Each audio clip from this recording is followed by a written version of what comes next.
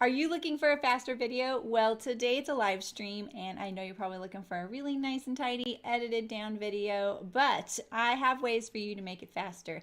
You can click that little gear on the YouTube settings right there on the video and adjust the playback speed, make me sound like a chipmunk, and it'll go a lot faster. You can also look and see if there's timestamps for this project in the description. And if you're on a desktop, you can hover over the time bar at the bottom of the screen and see if it's chunked up into chapters. And then that way you can go directly to the step you're looking for. And lastly, you can also tap on the screen on the right hand side of the video picture or on the left hand side to make the video jump ahead, forward or backward if you're on a mobile device. And you can adjust that amount in your settings so you can have complete control over how much it jumps. So if you are on a desktop, you can use the fast forward or the rewind, and that will make it go faster as well. You can also enable subtitles, and the little CC on the screen will enable closed captioning. That way, if I am a little bit harder to understand with that double playback speed, the subtitles might help you out.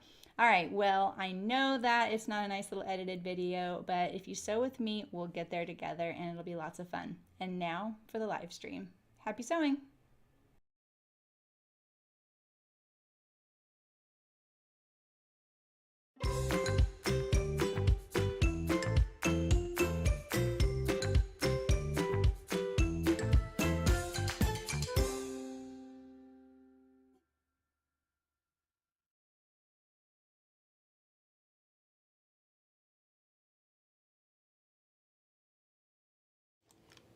Oh, hi! Look at all of you! How are you? I have to scroll back the chat. Let me get rid of the emoji keyboard. Hi, Hannah. Hi, Elena. Hi, Raquel. Cold and humid. It is cold and dry here. Hey, Barbara. Hi, Anna. Hey, Walter. You're seam ripping? Hi, Missy. Frozen Canada. Oh, I heard that depending on which groundhog that you follow, we're either getting 6 weeks more winter or spring's coming 6 weeks early. Hey, Aisha. Exactly. Happy midwinter. There we go. Hot cocoa. See, for me, cocoa, mochas, any of that, it's all a vehicle for the whipped cream. Like, I'm really just craving the whipped cream with a little bit of the chocolate, you know? So, hey, Mary. It does sound really good. Wasn't it like National Hot Cocoa Day the other day? I don't know why, but everything looks different to me. Like this looks different to me. I think the machine, I moved everything to the right and I must have moved the sheen a little bit more. So, or the groundhog was a child this year. Wait, it was a child. What does that mean? Hey, Marin, hello. I mean, it was like New York. I don't know. There was two. I don't know.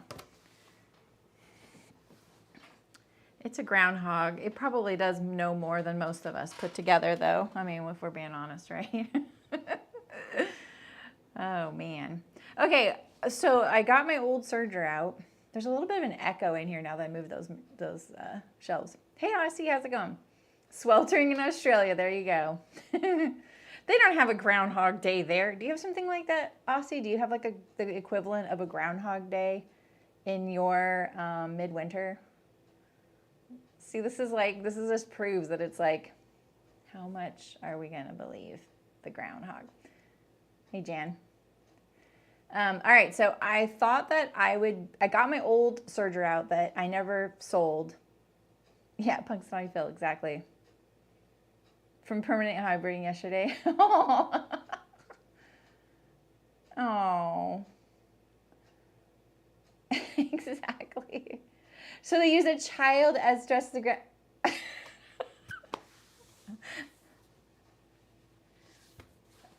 We are such weirdos. Hello, Rita. Welcome. Welcome. I would love to go to upstate New York.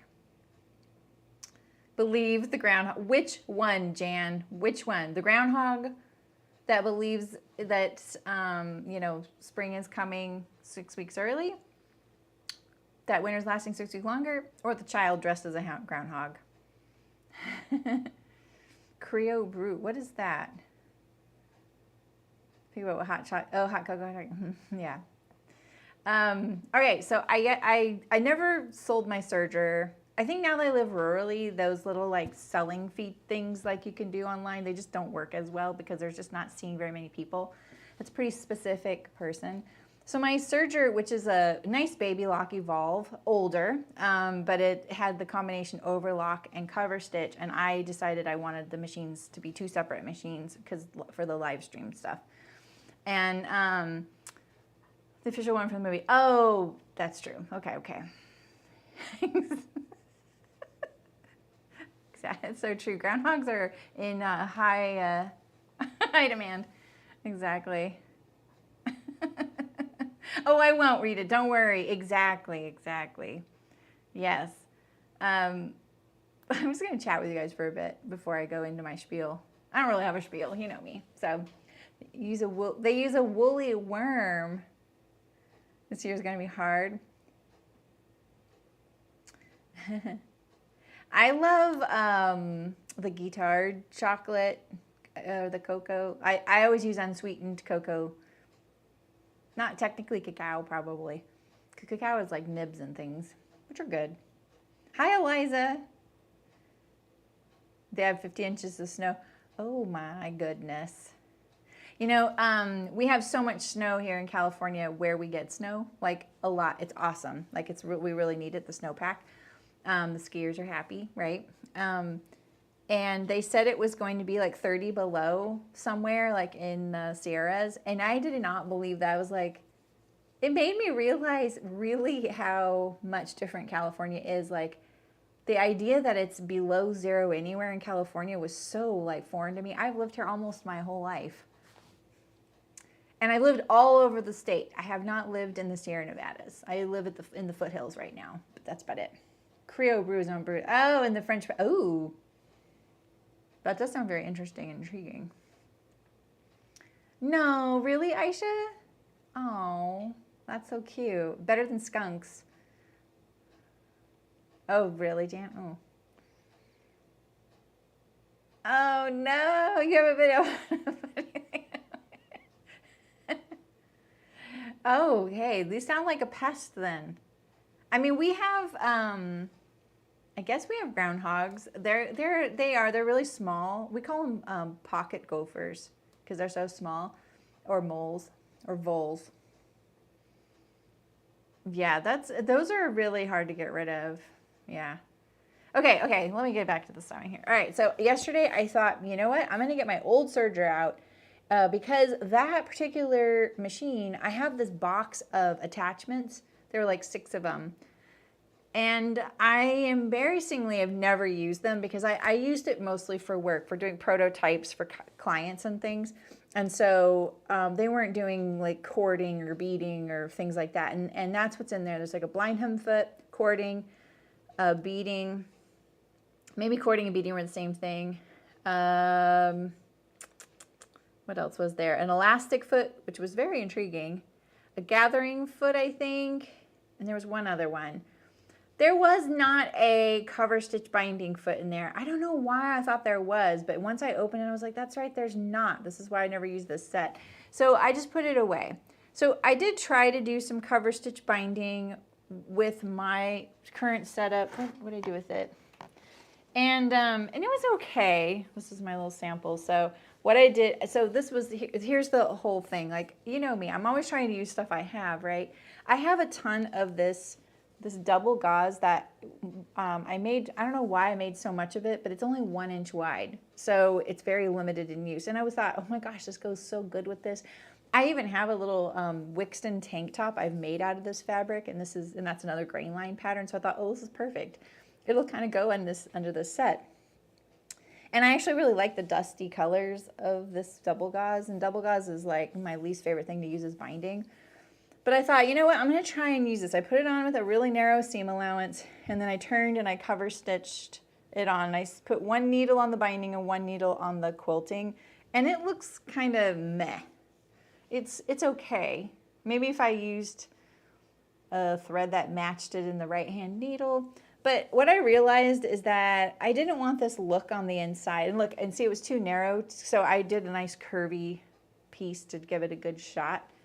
Hi, Shim.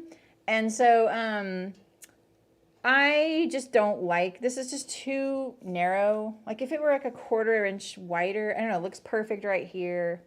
It's just too fiddly. Plus it's double gauze, you know. So that didn't work out. I tried another thing with this and it didn't really work out. So then I went and I like dug for a better binding, because realizing I didn't have binding for a project that is mostly binding kind of was humbling. Well, I got out this really cool knit that I made a deer and doe. I made this Scirocco jumpsuit, but as a dress. Like I just put a skirt on instead of shorts, and it's one of my favorite things to wear in the summer. And I have a lot of the fabric, and I thought, you know what, knit binding. I'm gonna try knit binding. And I used my double fold binding attachment with knit, and look how good it did. So if any of you have been on the fence for this little attachment, I am shocked at how good it did on this knit binding. Like I didn't fuss with it at all. And I think I just cut a piece off of it at any old place.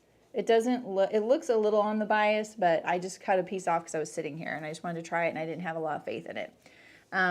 So maybe not putting it cross-cut was part of the key. I don't know. I would probably explore this further if I was interested, but I just wanted you to see how good it looks. That's the back side, that's the front side. But I'm opting to go with this binding here. I bought this to make the Peaks and Valley pants.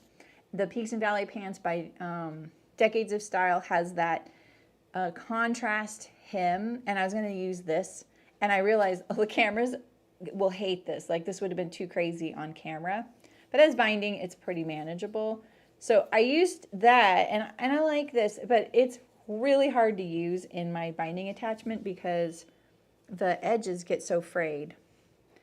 So what I did was I starched the fabric. Look at me. I used the starch, you guys. I never use helping tools like that. I don't know why. I just don't. I just kind of just don't. I don't know why. I don't have anything against it. So I starched a bunch of this fabric, cut it into binding. Hopefully it won't get as thready. I think it will, but it won't be as bad now. I'm going to bind using that. I think this works. I like the geometric print with the geometric quilting. It doesn't quite match the blue. What do you guys think? But I think that'll be cute. I love the look of this stuff. Kind of has that sashiko look to it. So, cover, stitch, cover, itch. What serger also has a cover stitch? Hi Julie. Hey Terry. Who else? So the one I had was a Baby Lock Evolve. I still have it, but it's just in the next room in a box. And it has both. It has a serger and a cover stitch. It's not hard to convert it between the two. It takes like 1.5 minutes. It's really easy. Like I got so fast at it, but it's a pain, and I don't want to be doing that on camera because sometimes you're literally doing like one tiny little step and then switching it back. So I just didn't want to do that. Also, it's literally cheaper to buy a cover stitch machine and a serger and not the Baby Lock Evolve, just so you guys all know, straight up, it is much cheaper.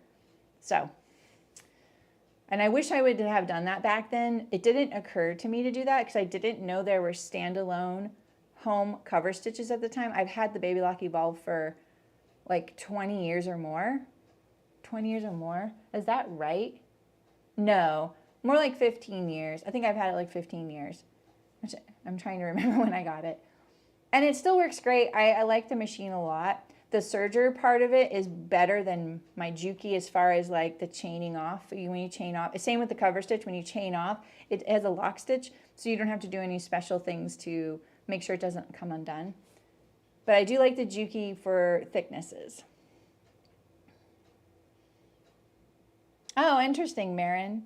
Have you looked at those pieces lately? Like, do you think like maybe you would like them better now? So, use the whole can. Yeah, there are a lot of convertible ones out there. So, yeah. I like the blue and white too. I'm sorry, this is so kind of dark for camera. So I'm going to use my handy dandy binding attachment. I'll do some binding without it just so you don't feel like I'm cheating the whole time. But I just love using this thing. I mean, $30 of pure, well, it wasn't even $30, was this? No, it was like 15, right? It's $30 to get a real binding attachment for my industrial. It's like $35. And then you have to change out your feed dogs, your throat plate, and it's like screwed to the machine, and you don't just swap it out between projects. This is like takes me seconds to put on the machine, boop, and start using it.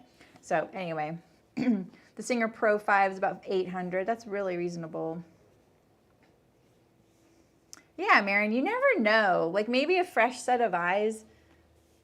It's really hard to pretend to be someone else when you're looking at things, especially evaluating your own work. But I think like when I try and just put myself in someone's shoes that doesn't know much about sewing or is just looking at my outfit, it's a little bit nicer. It's like I'm a little like nicer to myself. So, oh really, Terry? I get that because I use a P.O. box. I get that a lot because I use a P.O. box. Do you use a P.O. box? I was going to try and get that stuff too. I was just watching an Instagram reel by, oh, who was it? And she was making an iPhone case. And so she embroidered this whole thing, this piece of a camera case of piece of fabric. And she used Terrio Magic to make the fabric behave. And Terrio Magic, I always said, yeah, Terrio Magic.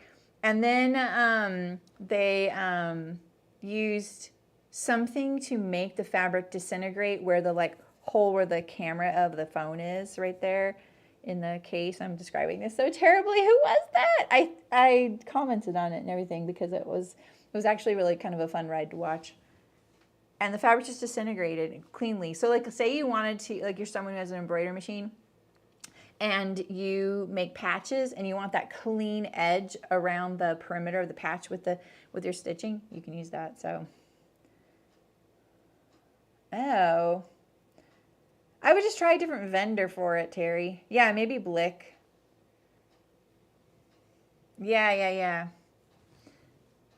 I'm sure you can find a different source for it. I don't know why they say that sometimes.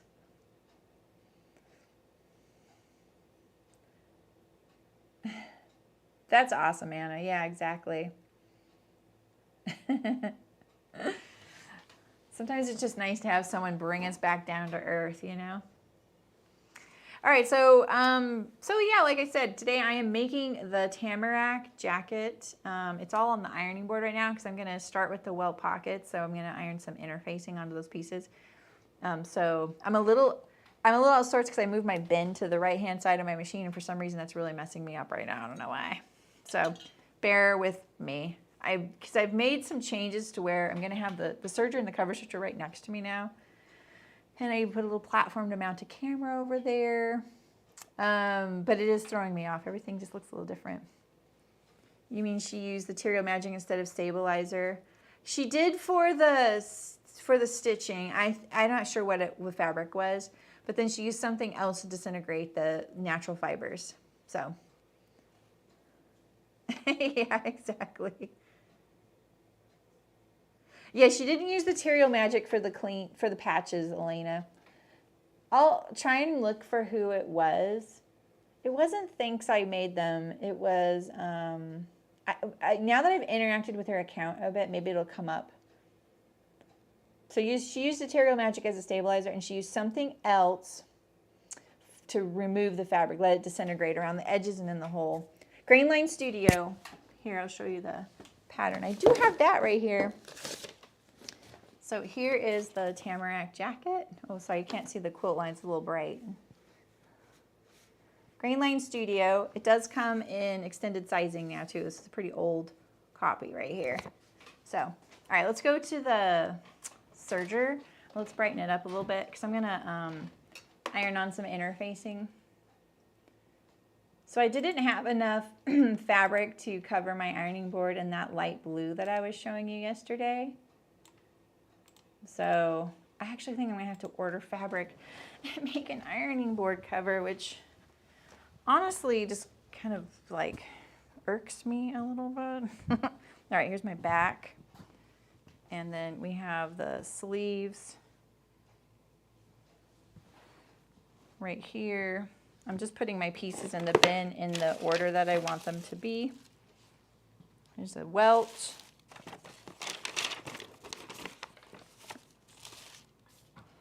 All right. So I'm making this and I'm using a pre-quilted knit fabric. I'm going to use the quilted fabric as my welts here, even though that's not recommended. Well, it's not that it's not recommended, but they say to cut this in your lining, and I wasn't going to do that. This will totally work great as a welt, even if it's a little thick. It's not a traditional welt, so it'll be fine. So we're going to iron these on here. Oh, and I see what you mean about the heart covering up the... Here, I'm going to press the heart. Oh, you can do all kinds of things. You can do 100. Oh, interesting. Oh, yeah, yeah. On your phone, it does cover up the thing. All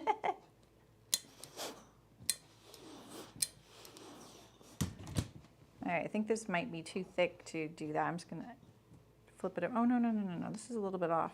Let's move this. It didn't even stick. Yeah.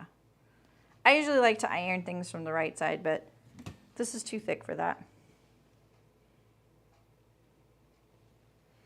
So for your welt, you definitely want to interface.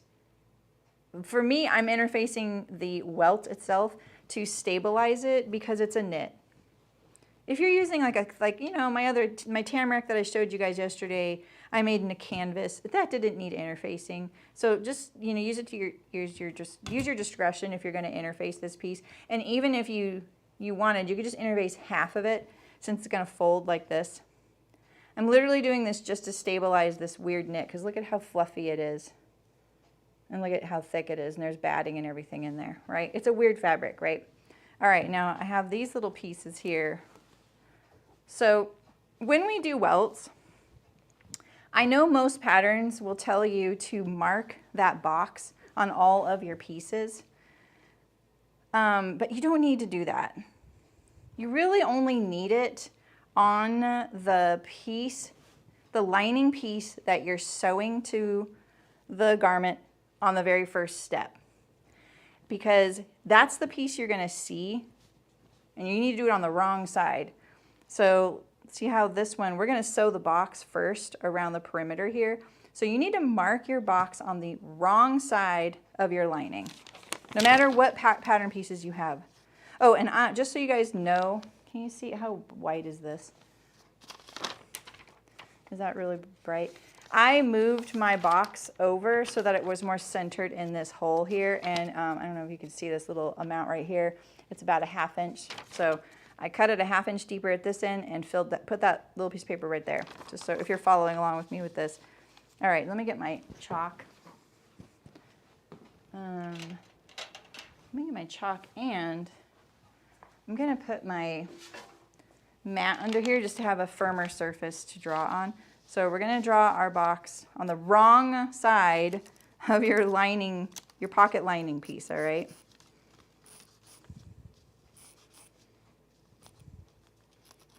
This is one thing I like to be mostly precise about. So be precise when it comes to welts. You know me, I'm pretty cavalier on a lot of things. We can recover from most things. So we're going to have our welt out there. I always cut my welt out of the pattern piece. It's just easier. Why not? If you don't want to ruin your pattern piece, just put it on the copy machine. If you have one on your printer, or print out another copy, or just trace it. I can't see my chalk very well on here. It's just swallowing it up. Oh, there we go. There's the chalk. Okay. It just wasn't coming out over there. All right. So now we have both of those marked. And I'm just going to set those aside so they don't get bumped. All right. And then on here, my pocket lines up to the corner right here at the hem. Your piece, if you're using the Tamarack pattern, just line it up, use your pattern piece and lay it on there and mark where you want it. All you need here, what I like to do is I just use pins. I'm just lining it up here. So I'm going to put a pin in each corner here, straight down. Just go straight down. Not that bent pin. I'm going to use these little tiny ones too. I really want to push, I'm like hitting the metal so I can't go any further.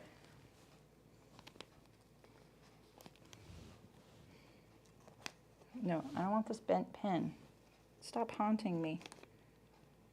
I'm trying to push beyond the ironing board, but I'm hitting like metal. Okay, so then take these off really carefully. If you're not on a surface that's not letting you pin.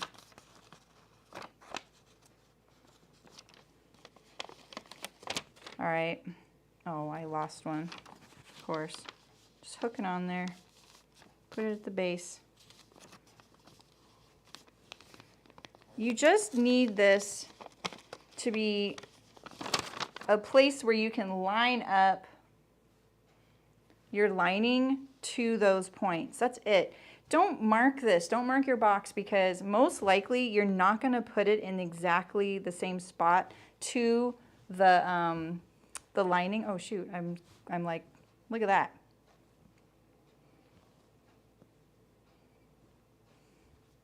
We need this. All right.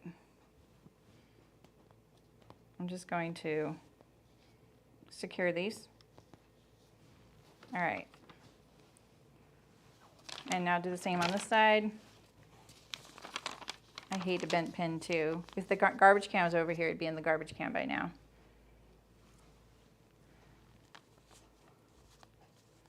Yeah, if I do that though, Terry, it's on the wrong side. And I won't be able to see it when I line up the lining to it.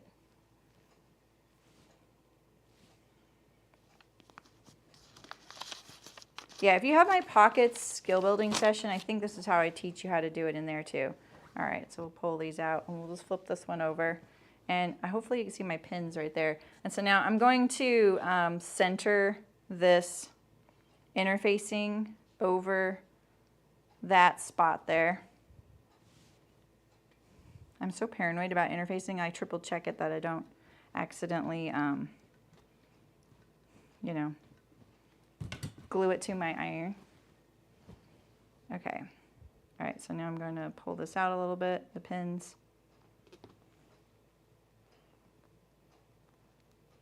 This fabric, it's not very, it's not going to keep my pins very accurate, I can tell. All right, so we're just going to interface this.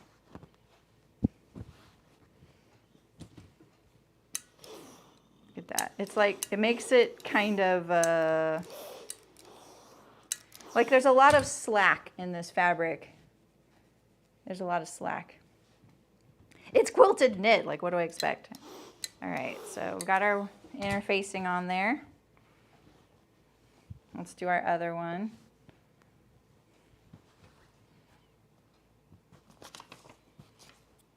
And I just cut my interfacing like, I like a little bit of a bite around the perimeter. They probably give you a pattern piece for this, like or like a measurement, but basically I just go like 3/8 of an inch or a 1/2 inch or a 1/4 inch around the opening. You know what I mean, jelly beans? All right, so let me loosen my pins here so I can find where they're going through. Pick it up, and then I just center it over the pinholes. You don't have to do this perfectly, as long as you're getting that square on there, like you're covering where we're gonna sew, it's gonna be fine. A 10-11 cereal box, that's smart. Yeah, if you're using the same size all the time. I saw Nancy says she has some sort of like fiberglass templates that she bought. Right now, all I'm doing is pulling my pin out and poking it back in so that it goes through the interfacing. See, now they're poking out. Hopefully you can see that. And now I'm just gonna iron this on here again. Make sure it's really secure.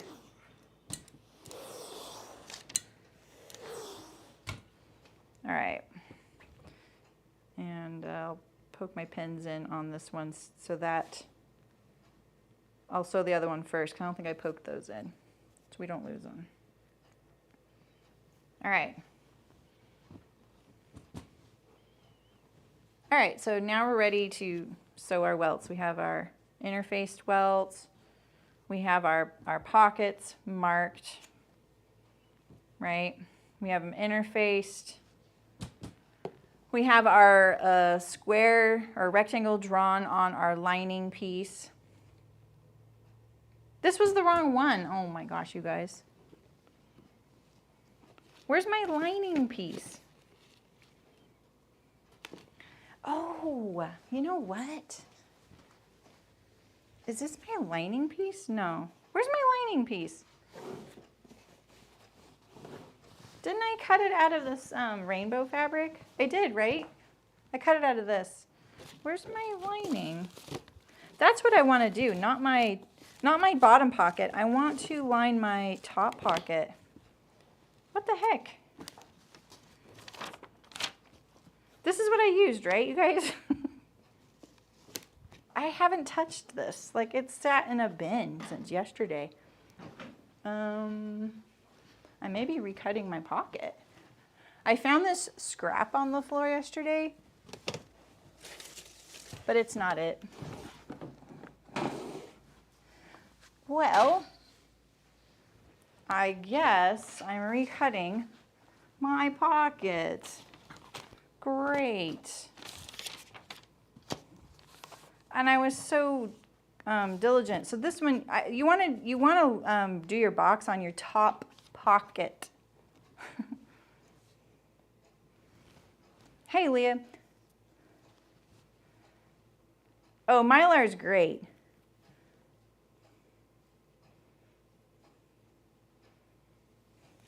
I'm just looking at chat, sorry. What the heck happened to my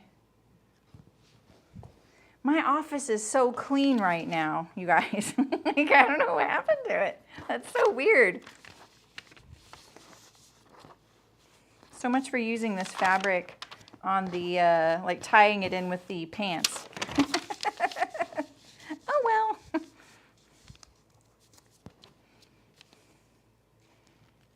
You love it when the pieces run away. You are such a maniac.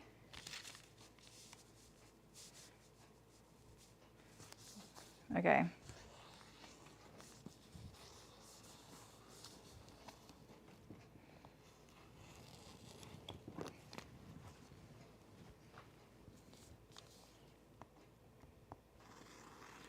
I'm totally try-harding right now because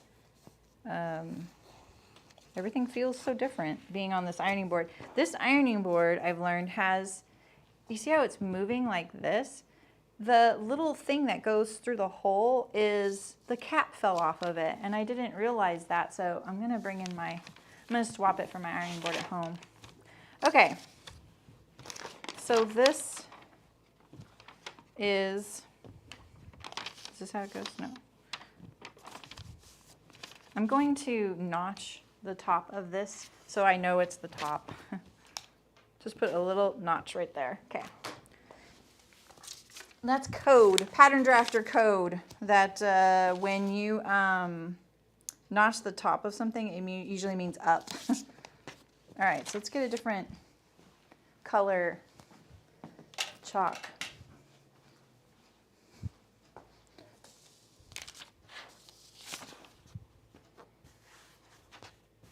Right, Shem?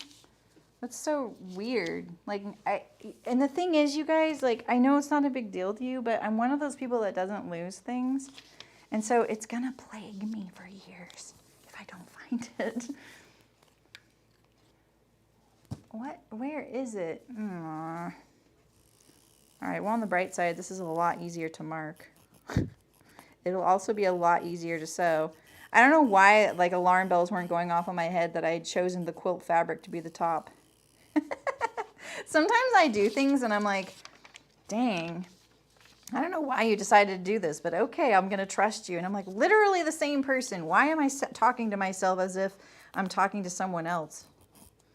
You know, like, no, Saremy, you wouldn't have done that.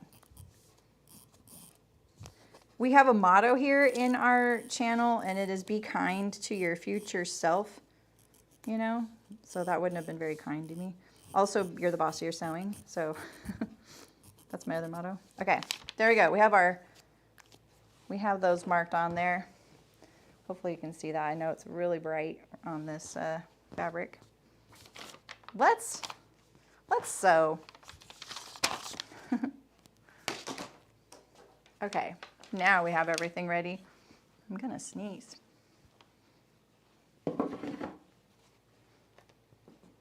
All right.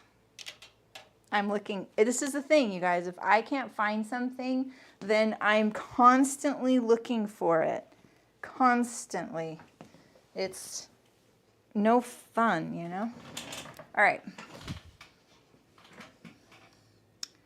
Sewing drama brought to you by me. All right, let's move you here. You, I don't need quite yet. You're going there. And I'm going to have my Welt pattern. It's going to get less bright in just a second, sorry. We have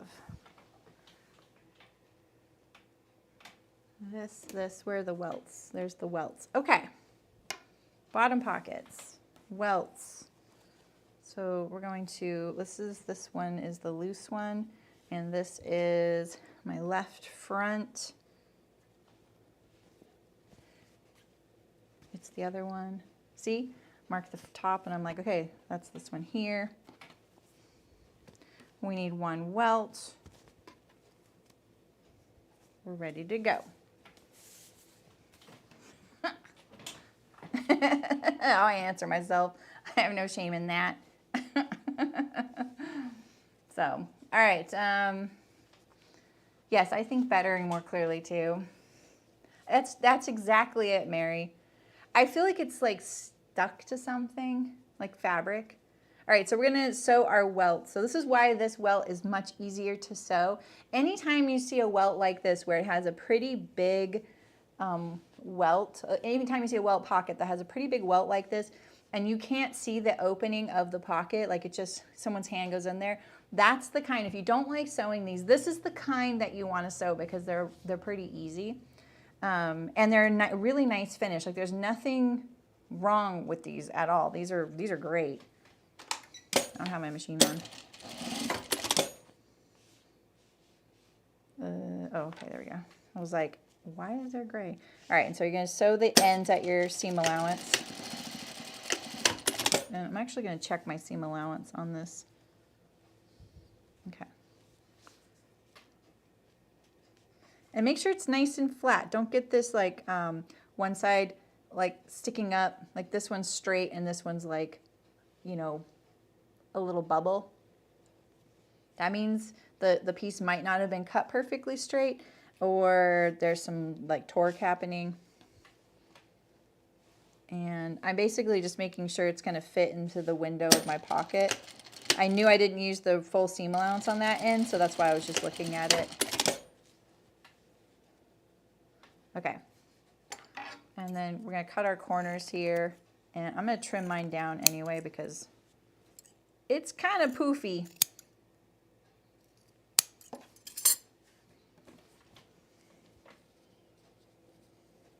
See, I told you. Yeah, totally. All right, so now I'm gonna stitch across the bottom. Try not to stretch out that seam though. I tend to be a puller, so that happens to me a lot. So, especially with this knit, that's partly why I interfaced it. I know how I am. I just accept it. All right, so now we have our little welt. Look at that stitch line right on top. Look at those little triangles, it's so cute. I love this. All right, so now we're going to take this little welt here. And if you want, you can, draw yourself a line between these bottom two pins. I'm not really going to draw myself much of a line, but I'm just going to give you something to see there. And we're going to poke this up above that seam there. So I think I'm going to zoom in for you guys too. Where's my mouse? There it is. Okay. I can totally hear Terry going, see, I told you so. Okay. Tilt down. How about more? Is that as far as I can go? Oh no, we can go more. We're going in. Meow. Ooh, the hero marker.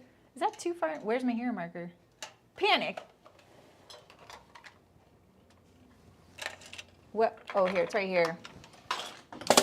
I can't lose two things in one day, you guys. I'll unravel. The hero marker, I think you could maybe use it, but it's just so, there's so much play in the fabric. I don't think it would be the best choice because you have to push so hard that you're just going to get, and I actually don't see, that's interesting. I don't really see, I feel like it works on knits, but maybe it's because this is mostly polyester. That's maybe why. Okay. All right, so here is my box, right? And we want to put this well upside down with the raw edge facing up and line it up to that edge and then push it past it, the seam allowance of your welt, all right? So basically, the reason why I say line it up to this edge and then push it is so you get a nice even amount, all right? And we're going to sew that down. I think this part right here, this is the worst step because I don't like it when my stitching goes like too far to the right and may show later on because then it's really hard to get rid of. So, I'm just going to tack it. And I'm also looking like my welt right here is the distance from the raw edge to the pin the same there as it is down here. And actually, I feel like my welt is a little long, so I'm going to center it a little better. Maybe I should actually make my welt smaller. Let's see. I was a little unconfident about, yeah, I'm going to make it a little smaller. I already stitched it, though. I'm just going to take out my stay stitch a little bit. Am I, though? Am I? Oh, my gosh. I just kind of created a monster here. Do I really want to do that? Maybe I'll just make my pocket bigger. It might be easier at this point. Because I have to like turn it right side out again. Or inside out again. Okay. So let's see. In between my pins. See, I can get a good 1/4 inch. I'm going to do it on this end so that my triangles stay symmetrical. Look how thick that fabric is. Look at those little fuzzy edges. That's so cute. I love it. Okay. All right, there we go. Now it's nice and flat. Let me...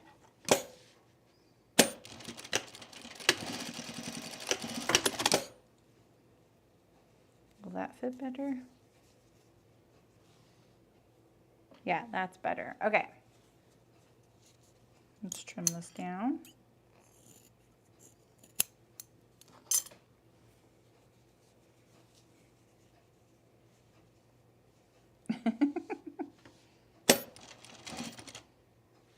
Okay. Just restitching that bottom edge there. Now that matches my opening a little better. All right. Like I say, when I get to those steps that make me a little nervous, then I end up fussing a little bit more. So we're just going to make sure that this is poking up past where the pin goes in. Same amount on either side. This still looks a little wider. This end looks better than that end. And it's probably because of that stay stitch stretched it out a little bit.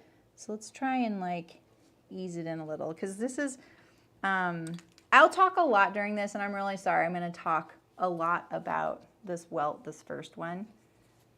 So, because I like to tell you things so that you know why you're doing it and why you don't want to do certain things, so that when you have this thing happen, then you go, oh, I know why that happened. So right now I'm looking at this, and like I stitched this edge, right?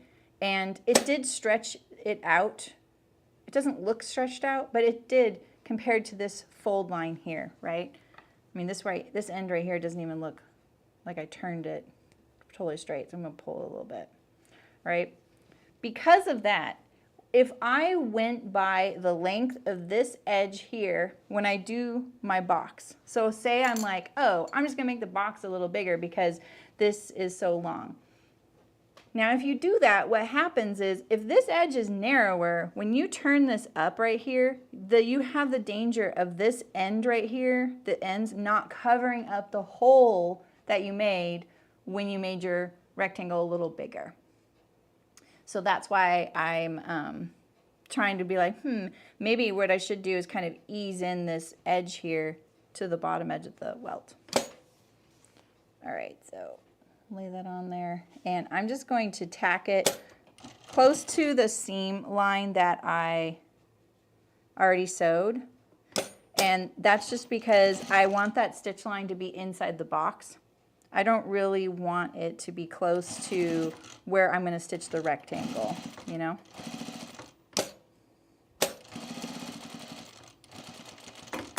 All right, we just need it to be secured there. Cool. All right, and now we're going to get rid of these fussy pins. So now we're going to take our pocket lining .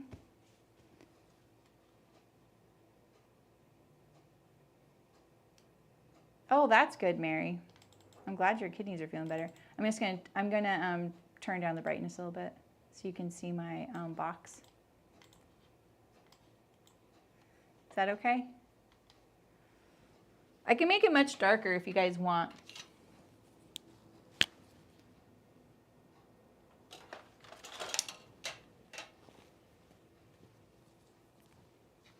Let me move this so I can see you guys.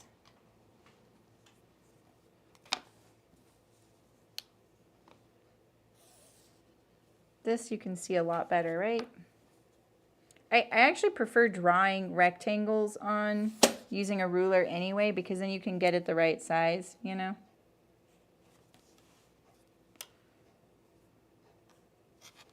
All right, so there's my box. And now we're going to take this, lay it on top, and just grab one pin and poke it in the corner there where each pin is, all right? And then pull the pin out and then use it for the next one. Put this one in where that one goes in. And this is why I say there's no point to marking the box underneath, because you most likely can't get these two boxes perfectly one on top of the other. Maybe you can. It's just hard. So why do that to yourself? The quilt is so thick. All right, get rid of this one here. And now I'm going to make sure my pocket's all lined up along this edge here.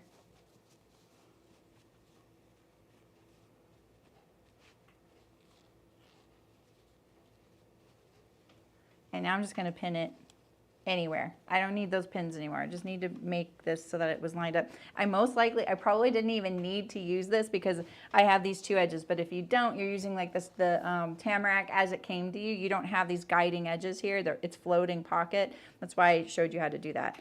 All right, and so we're gonna pull these out.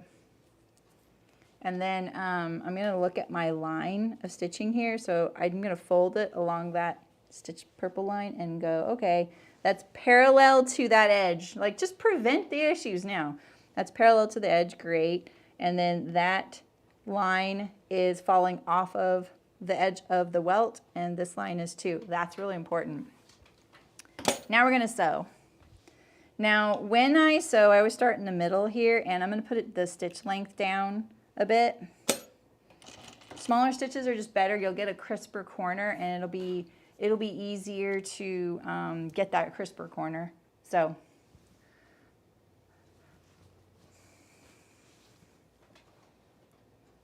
Oh, that's nice. SF, oh, spoon flowered lawn. Oh, that's interesting.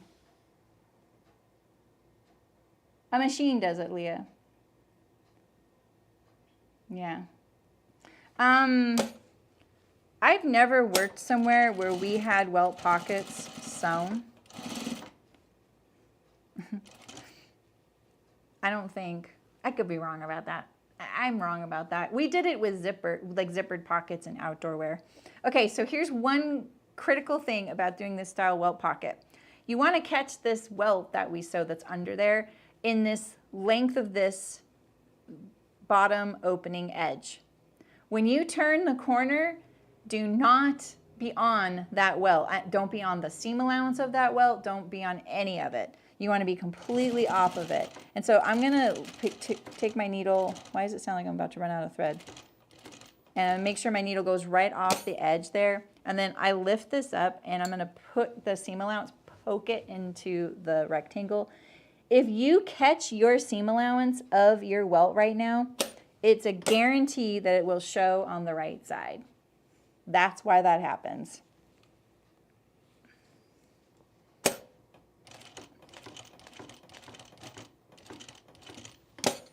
And then we're going to turn the corner. I'm going by the welt width rather than the pocket width.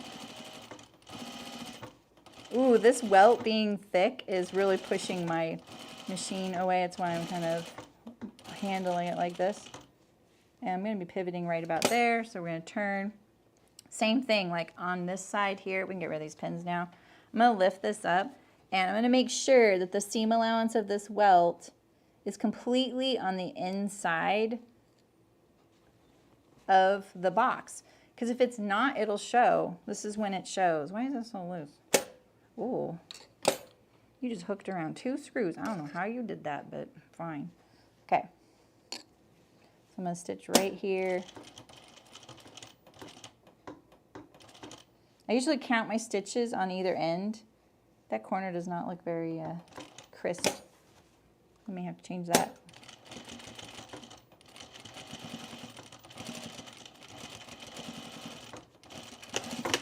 That didn't look very straight either. I'm going to crisp up this corner here.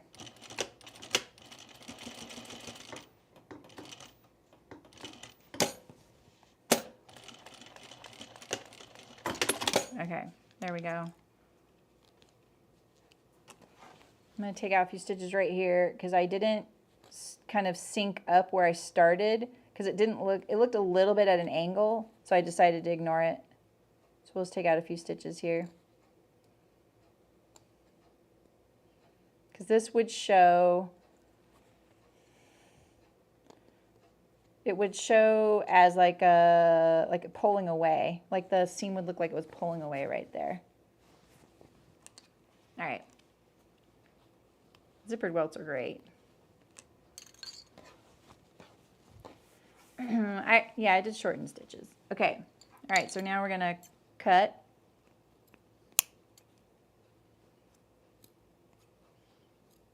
So just get in there. These are actually better. They're really, really sharp. So now when I do this style welt pocket where it has the separate welt like this, I cut the layers separately. I don't cut on the welt. And the reason I do that is because I find that if I accidentally cut the seam allowance of the welt, it ends up just being kind of like fussy. It just gives you extra junk in there that you just don't really need to deal with. So I just cut the layers separately. You can cut through all of them though if you want. And just go right up to that corner. This fabric is so weird. Look at that. See, I'm not even perfectly on my square. All right, and same back here. It's kind of hard to pull apart the layers because it's all that quilting.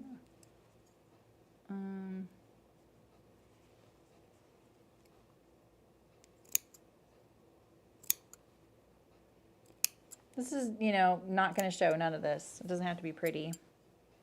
You just need to cut it, and it just needs to get into the opening. Oh, this is so hard. Here we go. Oh, I don't have steeking scissors. Oh, so see this edge, see this seam right here? That's where I sewed my welt to the garment. And so because I can see so much of a space there, I'm going to check and see, is my welt parallel in size? Okay, that's fine then.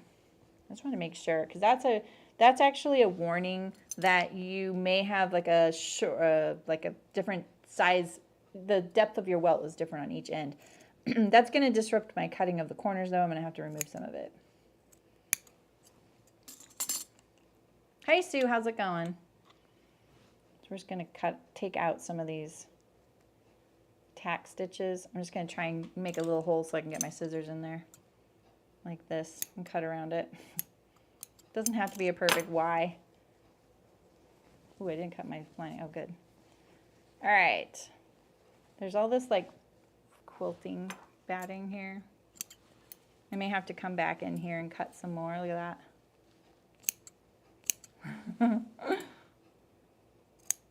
It's a weird fabric. All right, so now we're gonna poke this to the inside. Like this, and let's see how our cutting is. It's pretty good there. This side looks like I need to cut more. You can kind of tell that it's puckering up a little bit. Is it though?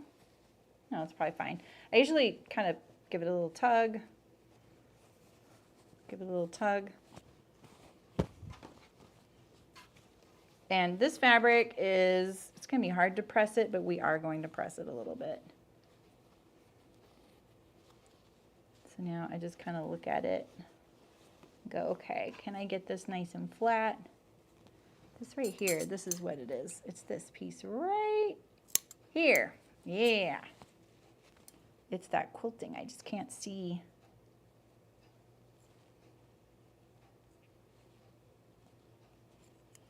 I literally can't cut that.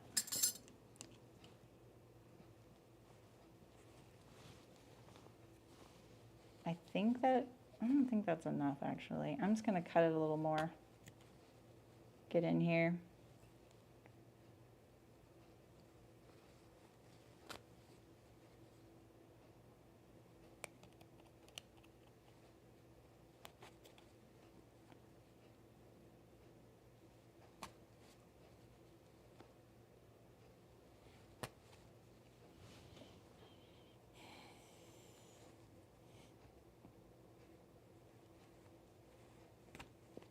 I'm just cutting it in there. I'm just being kind of careful. I think that's enough. Let's see.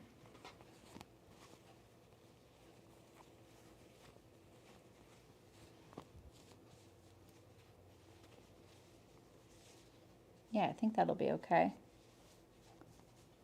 I mean, it's quilted knit. All right. So now we can go to the iron and just press this the best we can. Like this. Like this. Oh, nice, Mary. I don't think I've ever bought anything from Knit Picks. It's so funny. I forgot about them. I'm kind of like out of the knitting loop, you know? So I'm just pressing this one way, and then I'll press it the other way.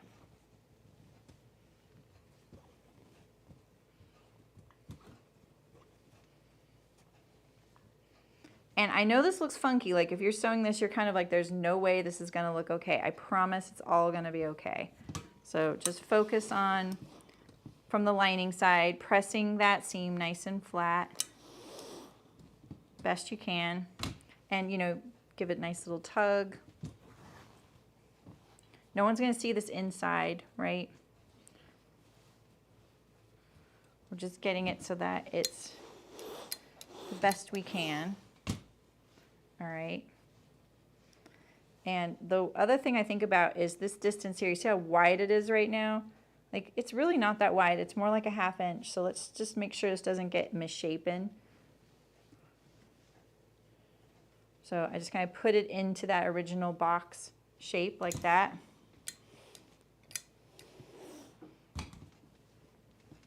All right, now let's flip it and see how we're doing. Look at there. There you go. There's your welt. That's pretty much all you have to do.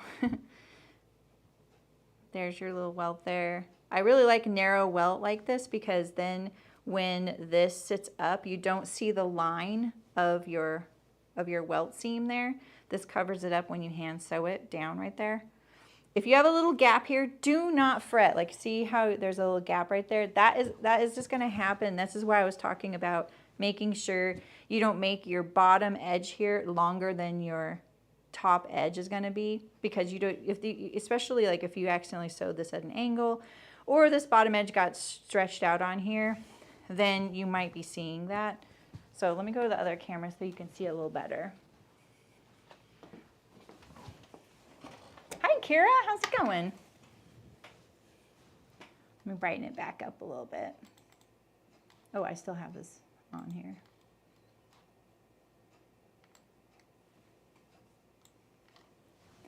All right, so here's our welt from the right side, right? And so see how you saw that little glimmer of light right here? That's gonna be okay. It's really, oh, you did? Thanking you for the rotary knife.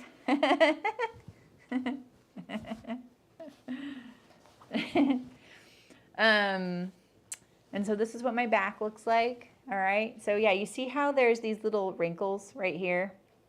Let me tell you about these wrinkles. So, oh, that's great. I'm glad to hear that, Kira. What have you been making? Tell us. So I get these little, they're usually like a diagonal line right here coming off of your point here. The reason this happens, if it's cut well, like if you cut that rectangle and you're like, there's no way I can get closer to the corners and I still have this little divot. The thing is, like, if, like, say you're doing this on like the back of linen pants on a pocket and you just cannot get rid of those, this is the problem. It's because you have this little triangle of fabric here and you have the seam allowance here. But look in between here. Do you see how there's this big, you see how there's a gap between here? That is what the wrinkle is. It's because there's a depression right there and there's nothing filling in the fabric there. And so what you're seeing is it's really a wrinkle that is mimicking the angles of these two cut edges. So if you are having that problem, especially like on linens, because linens, man, as soon as you iron them, it's like you've set it for life like that. What I usually do is I have this this really fancy, cool tool that took me 3 seconds to make. And I basically just took a piece of scrap stiffener and fabric, and it's just, I've used this thing for so many things, and I usually put it in there, and that's when then I iron. Just put anything in there, towel, anything, and then do the pressing again. And just never press it without it in there when you're in your sewing process. Once your pants are made, you're just not gonna care as much, but right now you're being hypercritical. That's what it is. It's the depression that's missing fabric right there. So that's all it is. And you know, on this quilted fabric, it's not going to show on the right side because it's chunky, right? It's filling it up. But anything like these thinner fabrics, you can tell it's just depressing into those little angles. So that's what that is. All right. So this is pretty much done. And what I think I'm going to do is I'm going to cheat and I'm going to top stitch my welt down. I kind of want to hand stitch it though because I like how clean it looks, so maybe I won't. But I think I will stitch this edge here. Actually, I'll stitch it when it's attached to the other pocket. You can though, like say this, your fabric would be fine with top stitching. You can top stitch your welt down here. Just make sure that you pull this, you know, this end here under there and stitch it down. And if you're going to do the top stitch down here, do that now before you attach the lining, because otherwise you'll sew your pocket shut. Is it this one? I think it's this one that goes here, right? Yeah, I think so. All right. Oh, nice, Kira. You have been busy. All right, so here is my lining piece like this. And, ooh, I can't remember how the Tamarack has you do that step. I think it's literally like you just stitch around, right? Because you can't stitch it right sides together. And then you can turn under the edge and either hand stitch it to the garment, right? Is that how you do it? I'm thinking that I could actually clean finish this on the inside if I'm careful. Could I? Let's try. If I do this like this, right? I want this to be, yeah. So this is my right side. Thanks, Kara. They're probably all really tired of hearing you talk about it, though. I'm just going to sew this around these 3 sides and then try and turn it. Let's see if it works. Oh, let's put my stitch length back. I'll do the next welt faster. All right, and so I'm going to move the shirt here out of the way. Like this. Pull this around. I'm just getting it out of the way, nice and flat. This is why I like a nice healthy seam allowance up here. This knit is getting a little bigger though, so I'm trying to make sure that doesn't happen. Now I'm just sewing pocket to pocket right now.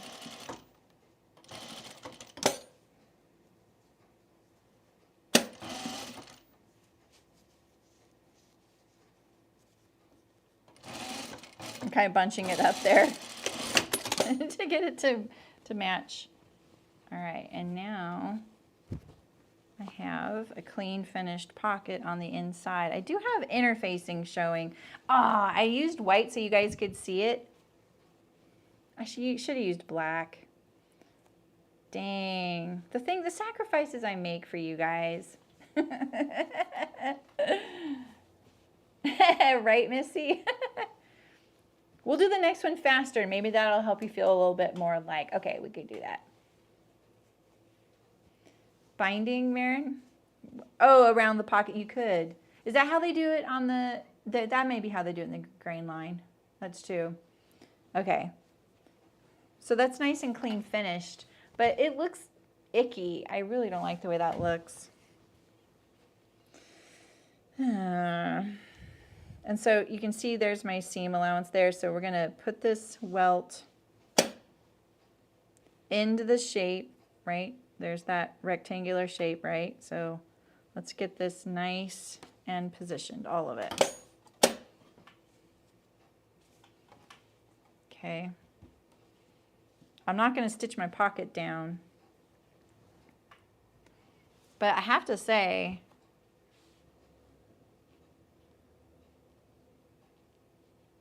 you know what I could have done? Oh, you know what I could have done? If I had thought about this ahead, so this is why when you only get to sew one, it's like you just really don't get to think about some of these things. If I had made this a nice smooth transition, like a nice curve, even bigger maybe, like much bigger, I could have bound that and either hand stitched it to the garment or not. It doesn't matter, really. I kind of want to do that because what if I sewed my binding? I wish I wouldn't have sewn the seam now. Maybe I could take it out, but then I could sew this like this and then just stitch it to the garment, hand stitch it. That would look so much nicer, don't you guys think? I could cover up that interfacing, right? So if I top stitch this down right now, that'll make it really hard to find that seam allowance there. Are you guys willing to let me take this out? I'm gonna take it out. I don't care. It's my jacket. I'm not getting paid.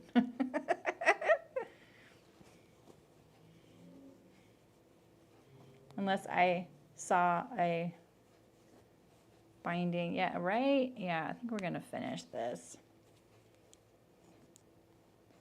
We're gonna finish it nicely. This is why, you know, you let me troubleshoot, right?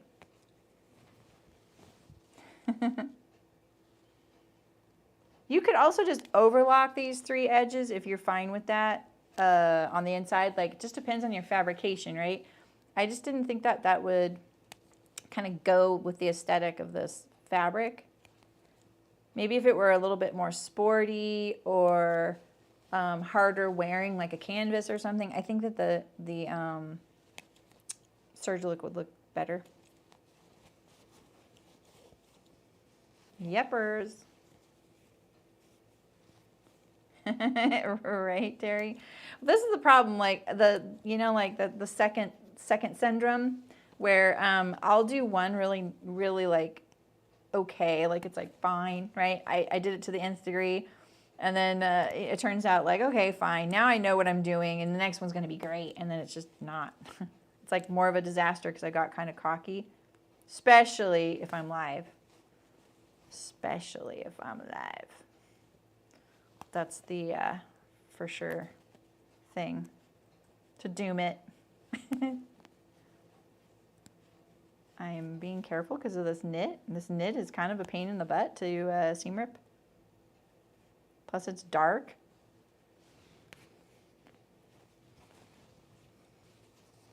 It's exactly. I rip so you don't have to.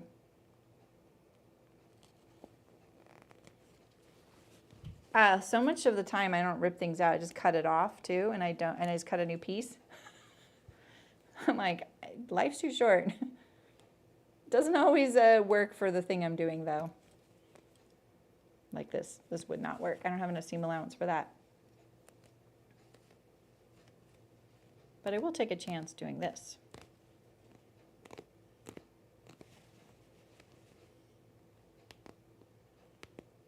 Tell me a story, you guys. Oh, Leah, I thought of another show that you might like. You were saying that you like lighter shows that are kind of funny, not so tragic. Are you still here, Leah? Abbott Elementary. I love that show. It's really funny and it's cute. All the characters in it are so good, too. I love that show.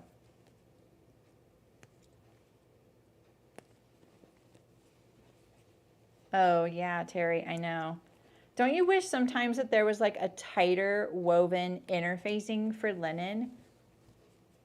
You know, something that is just really, like I really wish you could make poplin into, well, you could just use double-sided fusible web and then you could make your own interfacing. What do you think of that idea, Terry? Like, don't you think like a really tightly woven poplin would be a nicer fusible interfacing for dealing with linen? Hubby called you Barbara today. Why?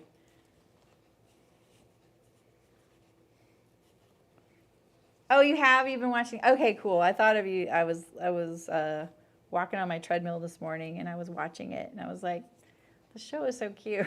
Isn't it so funny? That the character Janine, oh my God, I have been that super annoying cheerleader type. Let's do everything. So I'm sure you can imagine it. I totally relate to her. All right, is this the one I just ripped off? Okay, so if I just sew this, let's do this. Let's sew it. Okay, we're going to position it like this. Okay, so let me show you what I'm doing.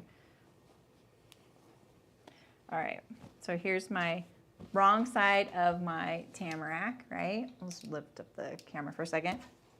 And I put my bottom pocket face down, right side to the inside of the top pocket. And we're going to line up these 3 edges. And then I'm going to sew. I don't think I cut enough binding for this, but that's okay. We can always cut more. I have plenty of fabric. And now I'm going to sew this binding right side together, right side to the wrong side. I'm going to put a few pins in this. You're very much a Gregory. Is he the tall guy or the one with the curls that went to, who's always reminding everybody he did the work in Africa? I'm terrible with names, Elena, forgive me. I keep track of all your names. That's about my bandwidth. And even that, my husband would be impressed how well I do there. Yeah, it's cute. It's on Hulu. Well, that's where I watch it. Maybe it's on TV. Oh, shirt trim. Oh, so there's something like that. Perfect. See, that's exactly it. All right, so now I'm gonna put the binding right sides together. I could actually use my binding attachment here, but I don't want to because I want to have to hand sew it. Who said that? The sub. Oh yeah, the one that wants to be the principal. You're Gregory. I can't see. Are you really? That's so funny. I love all the characters on that show. The principal drives me crazy. But I just watched an episode where she put the, is it Barbara, the kindergarten teacher that's been there for 20 years? I love her. The principal kind of made her realize like it wasn't her business to care about what a parent wears. And I loved that interaction. It was good. Yeah, Hulu. Try Hulu. It's cute. It just gets better and better too because you get to know the characters. All right, we're just going around the edge. I'm kind of just rounding off those corners with my binding seam here.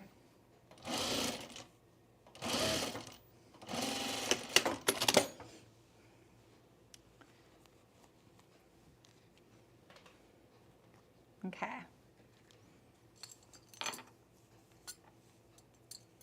Oh, I've kind of wanted to watch that. I watched the original movie, and it was fine. Movies, I'm like, movies? That's such a big commitment. But then I'll binge 10 episodes of a TV show.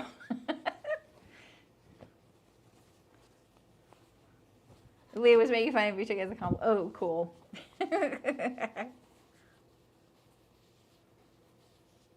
With Gritty. Oh, wait.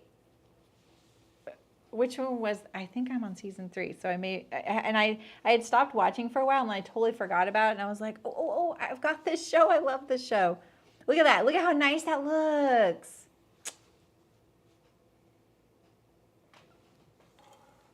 Oh, have you watched Mythic Quest, Aisha? On Apple TV, Mythic Quest. I love that show. That's the one I'm telling everybody about because I really wanted to stick around.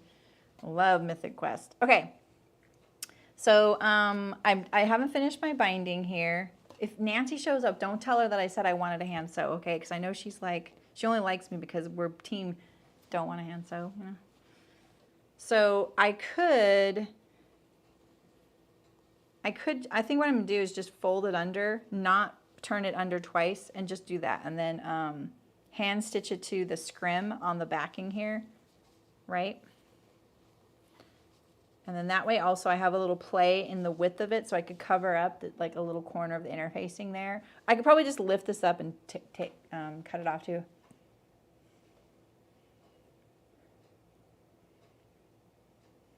Oh, yeah. I do remember that. Oh, thanks, Madeline. Okay, yeah, I think that this is going to be great. Okay, so what I want to do right now, though, is I want to secure the opening because you do need to do this still. So just because I'm off on a tangent does not mean that you can skip this next step. All right, so I'm just going to pin my binding out of the way. All right, so back to your welt pocket because I'm truly here for your welt pocket right now.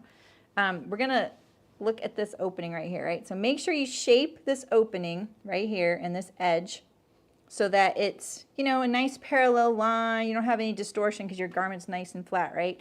And then I could spend time getting rid of this little hint of lining there if I wanted, but like, you know, I could press it and then get rid of it like that, right? I'm not too worried about it because I've been fussing with this so much. This is going to cover it up anyway when it's stitched down. So what we're going to do right now is we're going to secure this edge here. If you need to pin it, go for it. I don't know if I can. There we go. We're going to pin it. We're just going to stitch along this edge here through all the layers because we really need this to be secured. You don't want it pulling away. The other way you can do this is lifting this up like this. Let me get rid of my pins here. You can also do it like this, where you lift this up, and this edge is the one where the top opening of your pocket there. So you can make sure that it's in the right place, right? I hold it really securely like this, peel it back, and then grab it from the inside. I kind of like doing it from the inside because I like the personal challenge of it. That's just me. So we'll just try it. And if you go just to the left of the seam, which, you know, I think staying on the seam is better. But if you go just to the left of it, you'll guarantee not showing your lining. So we're just stitching along the top edge of your opening again. So see, there's the cut, that little angle there, that's that cut. This is the top of your pocket opening. And it's going to stabilize your pocket now. See, look at that. And then when this gets stitched down, you won't even see it, but it'll feel really good. Cool. When did you say you want to sew? I did say that. I'm not going to repeat it. Apple TV, Mythic Quest, Apple TV. If you have Apple TV, you finally print out your patterns I got from me. Oh, cool. That's awesome. Yeah, Elena, that's what it was. He came on the wrong day. Yeah, Ted Lasso, of course. I've liked a lot of Apple TV shows. That's going to look really nice. I think I'm going to have a lot of time on Saturday. I'm going to finish this probably pretty early. So maybe I'll hand sew with you guys a little bit. I'll actually need to have this a little bit semblance of this done to be able to bind this bottom edge. But that's enough, just like that. Cool. I like that. I like that. I think this is a good example of just letting your fabric relax and tell you how it wants to lay, and then it kind of gives you some ideas, you know. Yeah. Okay, let's do the other one since I've spent an hour and a half on this. Sorry. Okay. We'll do this a little faster. Okay, where are we at? Wow, we're way back here. I haven't even sewn the welt on this one. All right, so here, this is the timestamp I should make sure I do is the second welt. I'm just gonna see what so it's like a 1/2 inch seam allowance on the end. Nice, Aisha, isn't that great when that happens? All right, so we're gonna sew the ends. Make sure you go straight up and down, perpendicular to the edge. Don't want an angle. Make sure these two edges are nice and flat. And I'm just going to double check the opening there.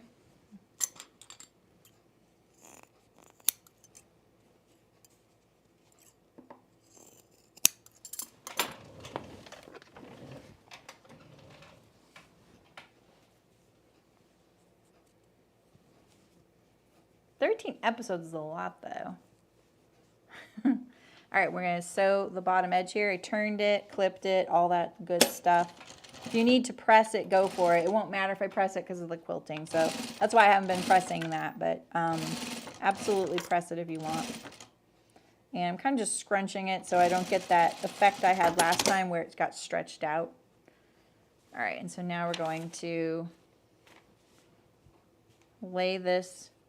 Well, here, I'll give ourselves a little guide here, right? So remember, it's where the pin goes in.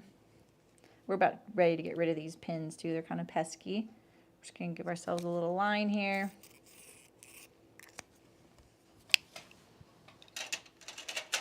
And line up this edge to that edge and then push it into the box the same amount you did on the other side. So I'm doing 1/4 of an inch there. And now we're going to just tack it.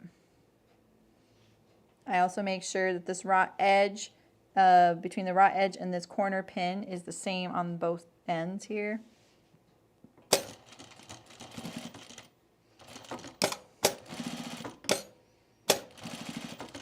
I'm just lifting it up a lot because of the quilting.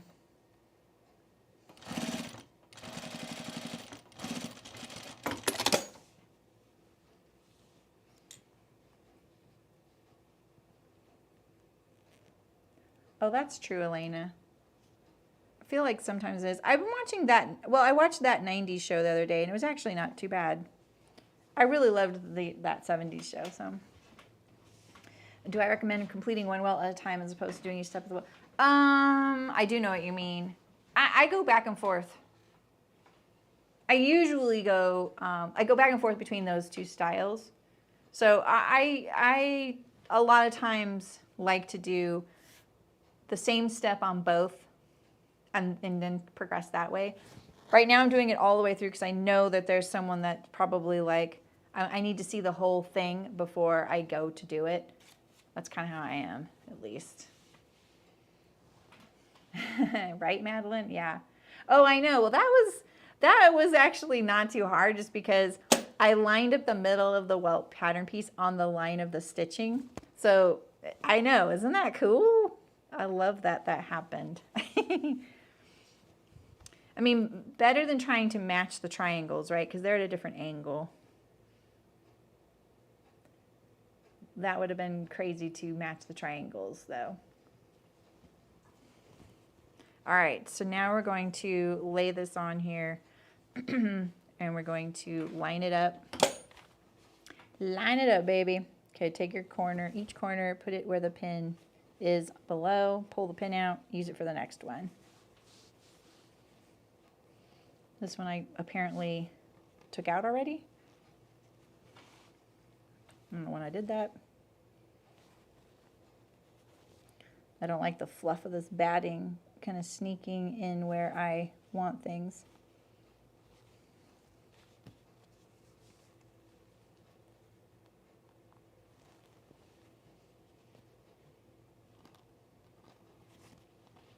Okay.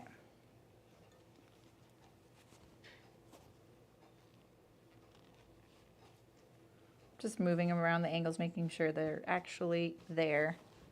And then I always fold it along this bottom. Oh my gosh, that's so bright. I love how you guys don't shout at me. Is this the same one? Oh, it is. Okay, cool.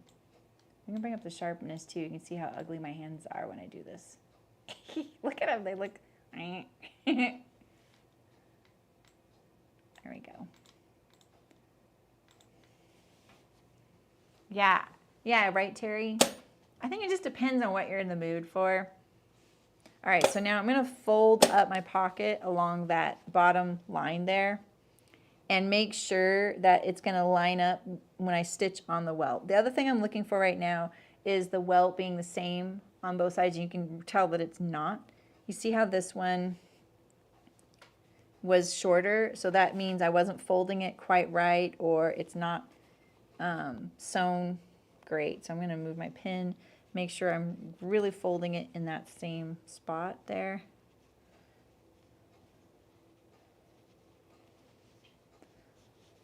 This pin's a little high, so if I folded it right there, I would cover up the seam, but this side right here would be too short and this one would be too long. So what we need to do is we need to pull this down to there. That's what it would look good as, right there, like down there. So let's move this whole square. take this pin and we're going to move it to the end of this stitching right here.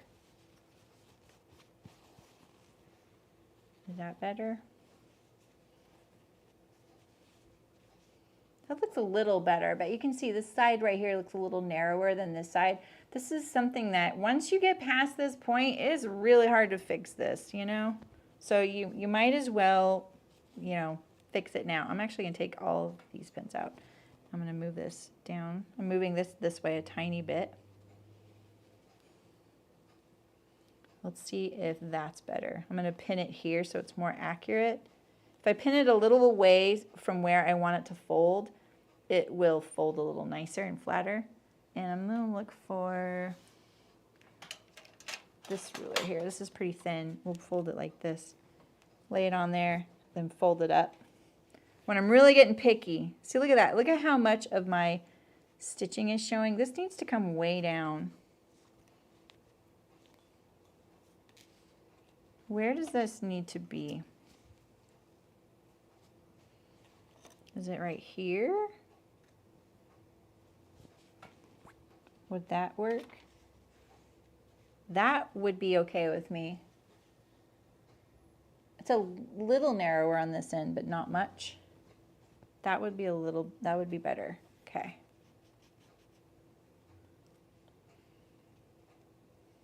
Well, we'll just do this. Oh, actually, let's double check it. Pin here and pin here. Put the ruler down on that line, fold it up. That looks pretty good. I like that. Why did the unevenness happen? Oh, it wasn't that it is uneven. It's just more that this box just wasn't placed very well on top of where I sewed the welt to it.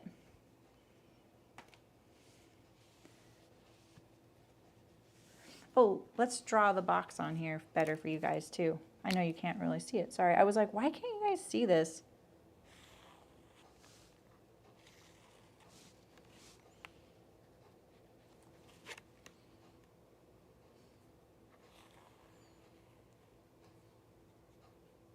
There we go. Not better.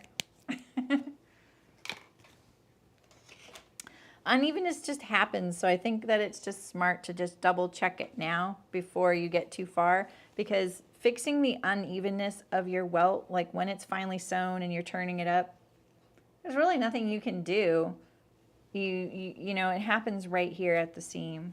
So, all right, let's sew. Let me turn down my stitch length a little bit. Start in the middle. And I'm going to start more on the left of my stitch line here, and then I'm going to come back out. This is why I don't have that issue I had last time. All right. I'm having trouble staying in the right spot because of the thickness, so I'm going to move it over again. I'm probably have to resew all that. All right, so now remember, when you get to the end of your welt, you want to pivot with the needle off of the welt. There's no way it will work if you are on the welt, trust me. So even if it's past your line, unless you plan on taking it all apart and changing the length of your welt and your rectangle, you need to be off of it. You cannot change this. So, and then I always pick this up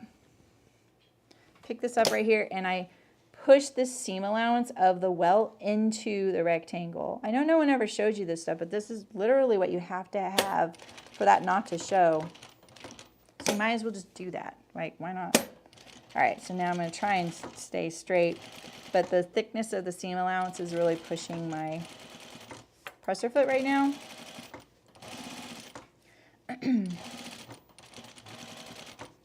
All right, so I can see the end of the welt right here, and my rectangle is past that. I'm going to pivot where I think the end of the welt is. Your welt being, your whole pocket being like 1/8 of an inch different from left and right is so much less noticeable than if you sewed the rectangle larger than the welt. You can't fix that. That's when you get into really serious trouble with the welt, because if you make that opening bigger, if the welt's ending, like say it's ending way down here, I know that's exaggerating, right? But you cut that rectangle larger, I mean, no amount of magic is going to change that. All right, so let me just lift it up. Make sure my seam allowance isn't sneaking out. All I see is a thread I would really like to get rid of. Sneaking past this seam I'm about to sew. And then once we are pivoting, we're going right onto the welt. And I'm going to make sure that I sew this seam straight because I can see a little dip right here. Oh, I think I just ran out of bobbin. Of course I did, right?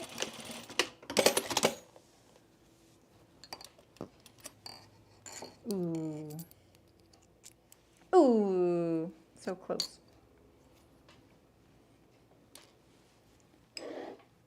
I have one ready to go. Let me just set this one up to wind while we sew. All right. So now we're gonna cut our opening there. Make sure your rectangle looks pretty straight. Actually, make sure it looks straight, not pretty straight.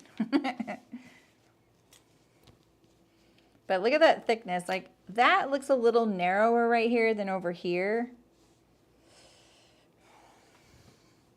I think what I'd rather do is straighten this out from this point to here. See how this looks whiter down here? Partly it's optical illusion because we're seeing the ink, but it is a little bit narrower here, so I'm going to just straighten it out right now.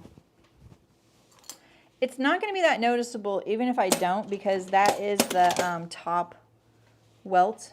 That's the top of the welt, of the pocket opening, which is covered up by the welt, but we're just going to do it for good practice, right? Just kind of being honest. Am I sewing on the other side of my, oh my gosh. I'm so paranoid after I did that the other day with the, what was that? Oh, the Carolyn. Okay, so now we're going to cut our opening here. So let's go through both. And I always cut my layers separately. It's just easier when you have that welt in the way. Get into your corners.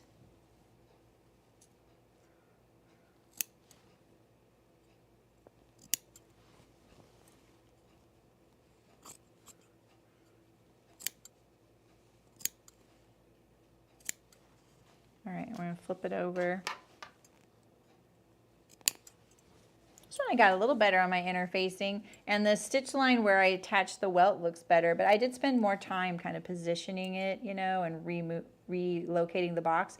And, you know, when I moved that box, look at that, it's still really good on the interfacing, so I really must have just not marked it in a good spot to begin with. Who knows? So it really doesn't matter in the long run. You really have to make sure. Wait, is that the stitch line of the welt right there? Wait, that is the stitch line of the welt right there.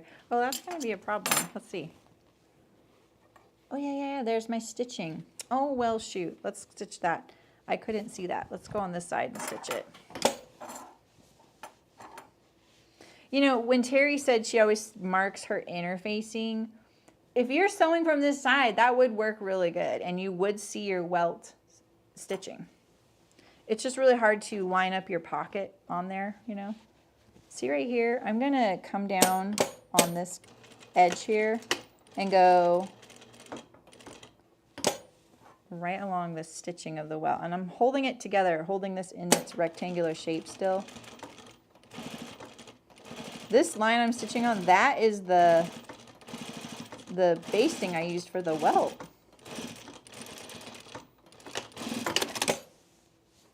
Sheesh.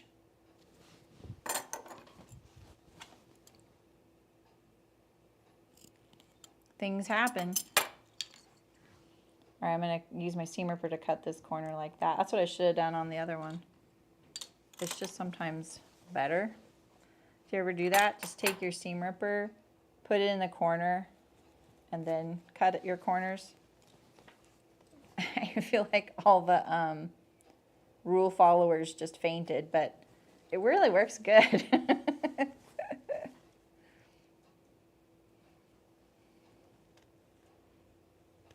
Like this.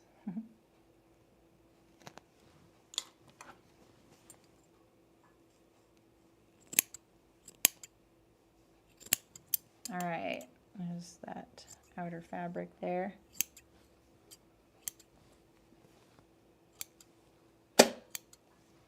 Lots of fuzzy woes.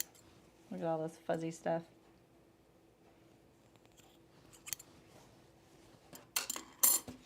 All right.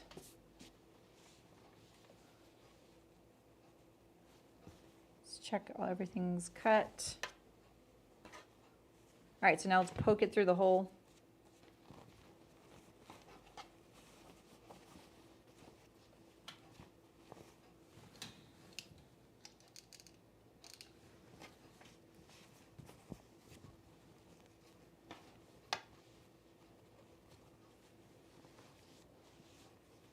Doesn't even matter using cute fabric on this pocket. I should have just used something I wanted to get rid of. All right, that looks good. That looks good. Give it a nice little tug. Yes, it's going to collapse in on itself. And remember, those little divots, that's because, you know, there's no fabric right there, and it's the point of least resistance. You can just see, look at it folds right into that little corner, right? That's why it's happening. All right, so now let's see on this side how it looks. That looks pretty good. You can see a little more of an opening right here. See that? See my finger there? That, I promise you, is really easy to hand stitch shut, and it won't look like it's forced. Just be careful with your stitches. You know, and sometimes what I do is when I have that like that, let me pull it up here.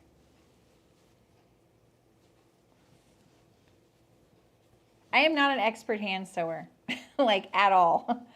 That's why they're teasing me. I hate hand sewing. All right, but I do these. I don't mind these, and sometimes I will just top stitch them down and it works, but this time I'm gonna hand sew it. But all right, so when I sometimes have a really big gap right here, right?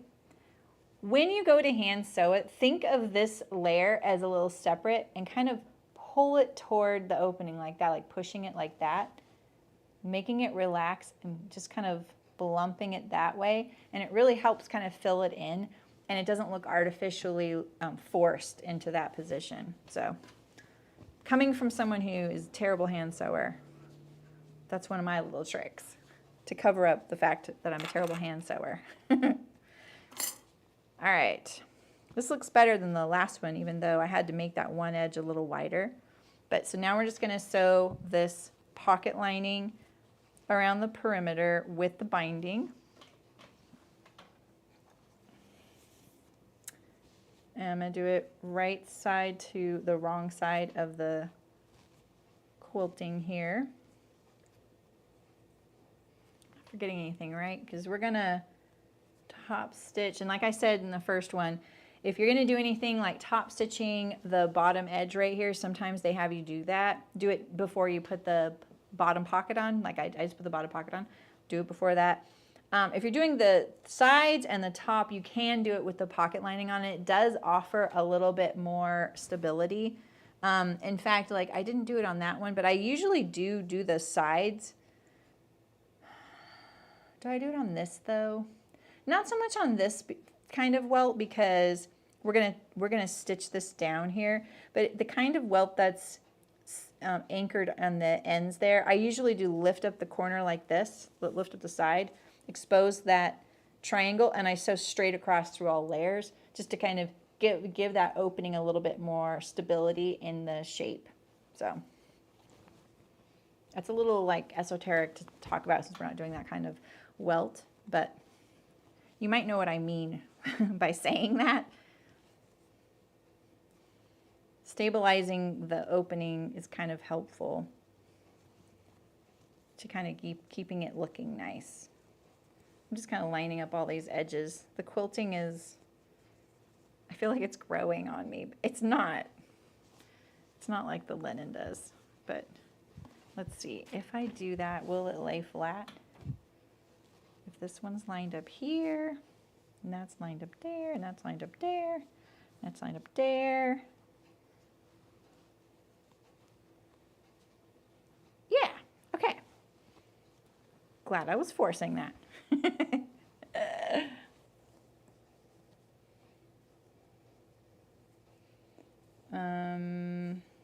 This is the right side. Yeah. You mean for the ends, like anchoring those ends, Terry?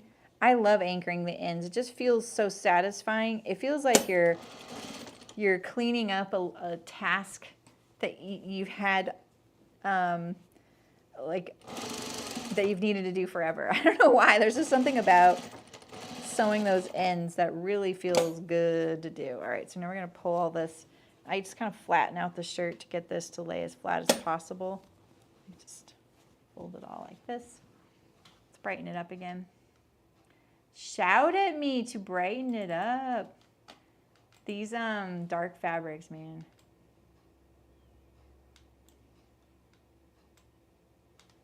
It's kind of a cloudy day too. I think you guys are gonna love the serger placement now because it's against the windows. The hotness of the serger light was always such a drag, you know? It was just too bright unless I had fabric under, like in being sewn in the serger, you know? So I'm just sewing my pockets together, right sides together, meaning as if they're going to be forever and ever. We're not going to turn it like I did and then I took it out on the first one.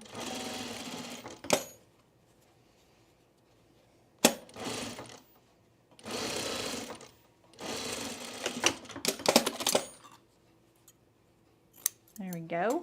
Get these pins out. That's all, just two? All right. Let's clip these corners that I'm turning.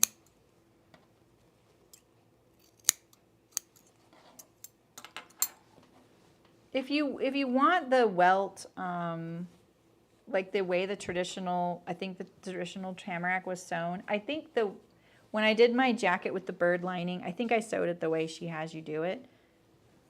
Pretty sure.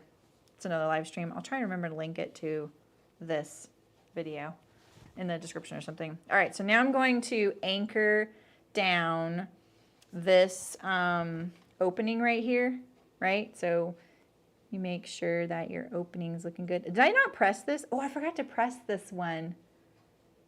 This fabric is just not inspiring me just to press. I can tell, you know. All right, so let's get this. I'm right-handed, so we're gonna go this way. So we're gonna line up all these edges here, right? And we're going to lift this up. So let's make sure that this is the way it will be, like that. Right? That's how the welt's going to be. Find that rectangle opening there, holding it straight down, and then I'm going to lift it up like this. And we're not going to this edge, we're going to that original seam edge that's just hidden right here. See it there? And we're just going to stitch that down. This is what I'm talking about, like kind of giving this opening stability. This will make it so that when you have your hand in your pocket, and you're kind of relaxing and drooping down the pocket, it's not going to show and make it misshapen. So now would be the time to do these little corners, right? Just lift it up like this and do this little corner right here. Let me get my binding out of the way so I'll show you. So this is another opportunity to kind of shape the pocket. I'm kind of getting away with not having to do that because of the knit is really kind of forgiving. It's kind of filling in all of the edges of the welt. So like that, and see now this little corner, this little edge, or this end is really solidified there, whereas this one's loose. See that? So we could do this one too. I'm just having to move the binding out of the way. Would have been a good thing to do before I put the binding on, but I didn't have my pocket attached. This is also kind of hard because it's so thick on the left here. But you can sew like right on top of the stitching or just inside the box if you want to make sure your lining isn't showing. And there we go. And then now I just need to hand stitch it. I feel like it's a little more fixed when you do that. Like to hand stitch the edges is a little trickier. All right, so now, oh, I did stitch that down. You guys literally saw me get that out of the way and then I stitched it down. Jeez Louise. I don't need to take this out right now, but I'm going to. You have to suffer through.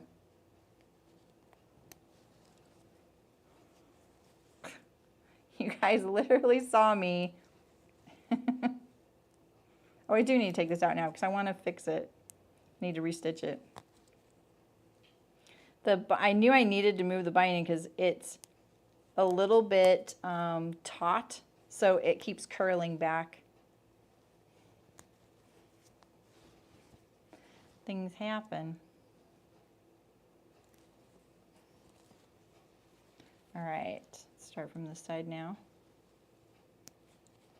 So the next step right now that I'm going to do is, it's already 1 o'clock. I could wait till Saturday and do the binding. We could just have welts today if you guys want. So the binding on the Tamarack is you pre-bind and then you sew it together. I'm going to need a lot more binding when I think about it, because I'm going to clean finish the inside with binding too. How else would I do it, right? Maybe I should have looked at the instructions to remember how it's usually done, just so I'm not going too far away. Oh well. Someone will tell me, but you didn't sew this the way the instructions are. Yeah, I'm sorry. Gotta do what you like for your garment though. You're gonna put all that time and effort into it. Plus you gotta react to the fabrics you're using. They're always different.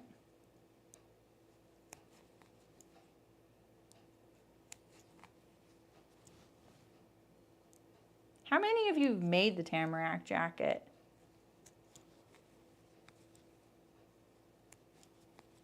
This is my 4th.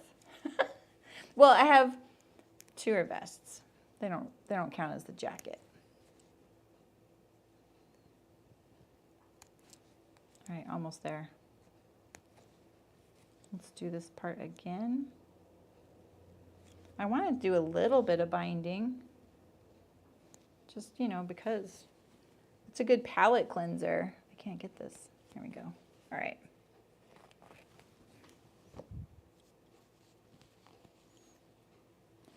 Do that again.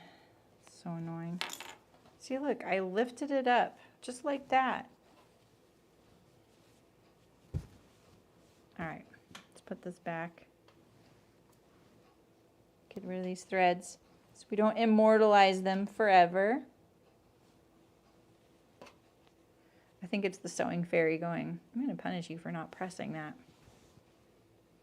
But it's quilting, quilted knit. It's weird. All right, we got that where we want it. Lift this up, just like this.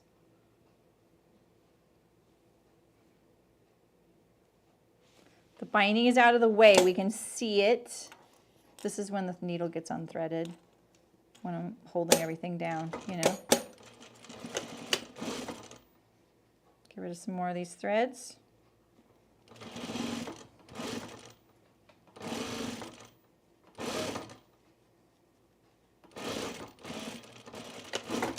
There we go.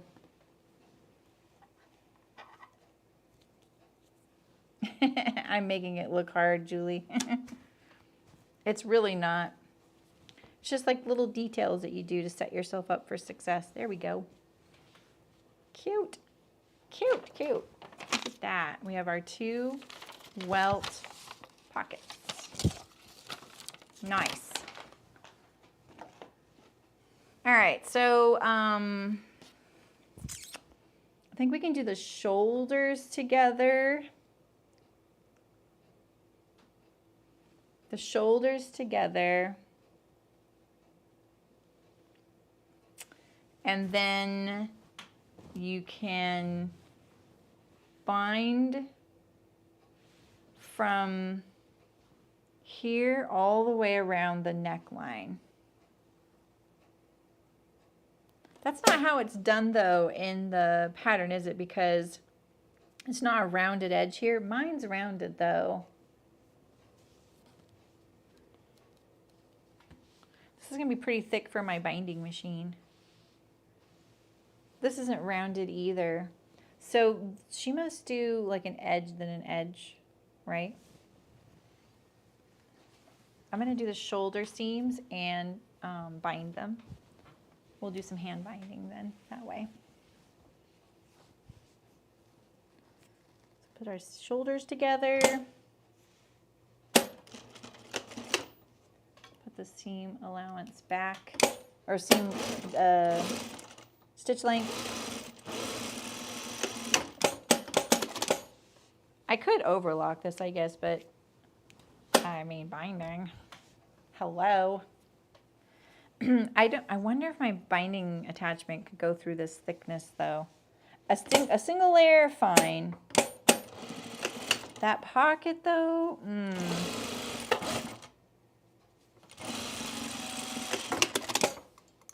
you know, I'm gonna just trim it up a little bit.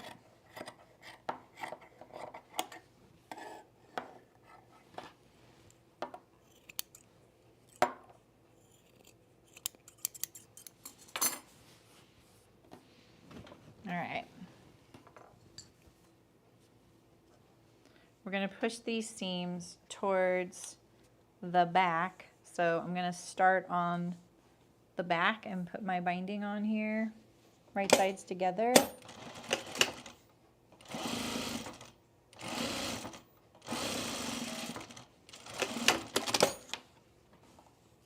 Trying to conserve my binding too, so I'm going to cut it really close. And then we'll do this one. So this has a really unique side seam where you you bind your hems first and then you sew your side seams. So it's not a traditional shirt tail hem, even though it kind of resembles one. All right, so let's trim this down a little bit more.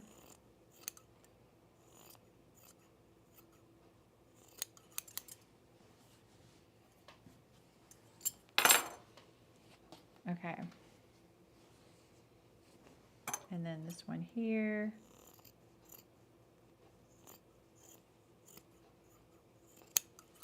I feel like I gotta get some of the binding done. Although that's pretty much most of the jacket, isn't it? All right, and then we'll turn this. Maybe we could zoom in a little more. This lighting is, this fabric is pretty dark.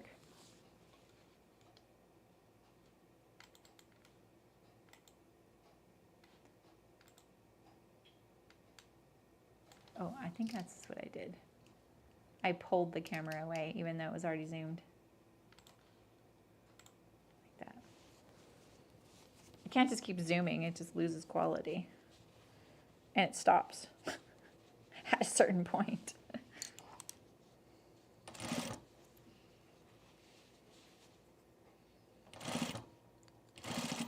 You know, the Tamarack would be a really excellent garment to use flat felled seams. That is kind of smart. Like if you did flat felled seams on this, that would be really nice. It would be really low profile and less bulky and clean finished with no binding. I like that idea. Wish I'd thought of it sooner. I don't think that this fabric would be ideal for something like that, but I do think that like this as a flat felled seam, it'd be nice and it'd be like to the body, right? Instead of that. I'm just saying, you know, that would be kind of nice. I'm going to, I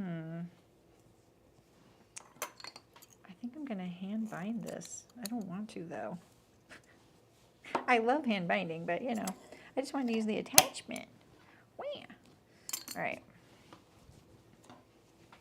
But if I gently curve everything, I could do a continuous, that's the armhole. Here we go, this right here. Let's stitch this down here. This, all these thicknesses where the pocket is. Mine has this, yours doesn't most likely.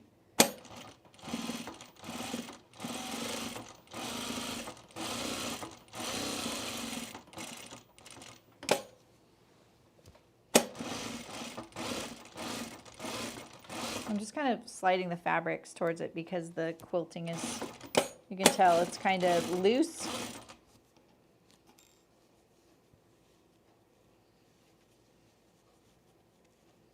Pretending that's bound right there.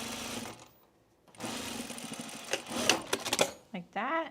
And now that's stitched down. That'll decrease the thickness as well. Let's trim it down.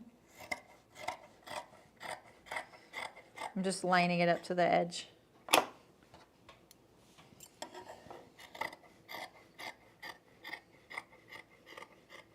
I'm not actually trimming the outer front.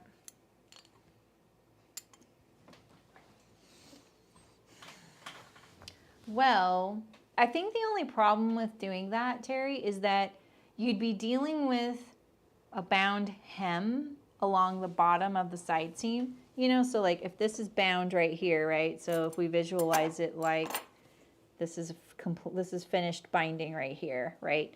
And now we want to flat fell it. I think your only struggle is that it's going to be really thick right here. So, oh, that'll be cool, Sue. But I think that you could just treat it just like you normally would. And because the edge is bound, you have a nice clean edge there. You don't have to worry about a raw edge showing, you know. I really wish I would have thought of this on my original Tamarack. Although, you know, the thing is, if you're doing a quilted garment, it's probably too thick for flat felled. I should just be honest. Yeah. Yeah, let's think about this. I'm thinking mine's kind of thick because I'm using pre-quilted. I'm using quilted knit, but everybody's using something quilted. So it's probably actually not a great idea when I think about it. Okay. I'm catching my nail there. All right, so let's turn this way. If you were just using the Tamarack jacket, not using quilted fabric, you just wanted an unlined little jacket, you're using the pattern, because you could totally do that. You'd be like sewing it the way I am for the most part, because I'm using fabric that's just fabric, right? You don't have to, it doesn't have to be, didn't have to be quilted. Then, and you were doing something not too thick, it might be more ideal. All right, so I'm just pretending this edge is bound when it meets the center front there, like that. Let's make sure it's not pulling in any way. Looks good. All right, let's just edge stitch it. Oh man, come on. My tension is a little bit messed up right now. I made that Remy raglan the other day, and I decided to use contrast thread to top stitch the center front seam and the hems. And it looks really nice. I love the color contrast. It wasn't the most ideal shirt to like use contrast stitching because there's not a lot of opportunity.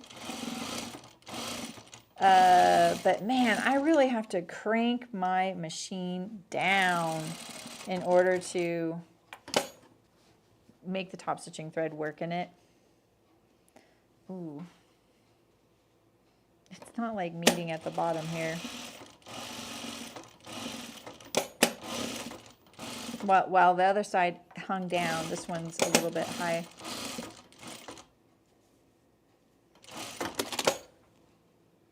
And I won't just trim that off because then my fronts won't match. So I have to trim both of them. All right, let's see what we got.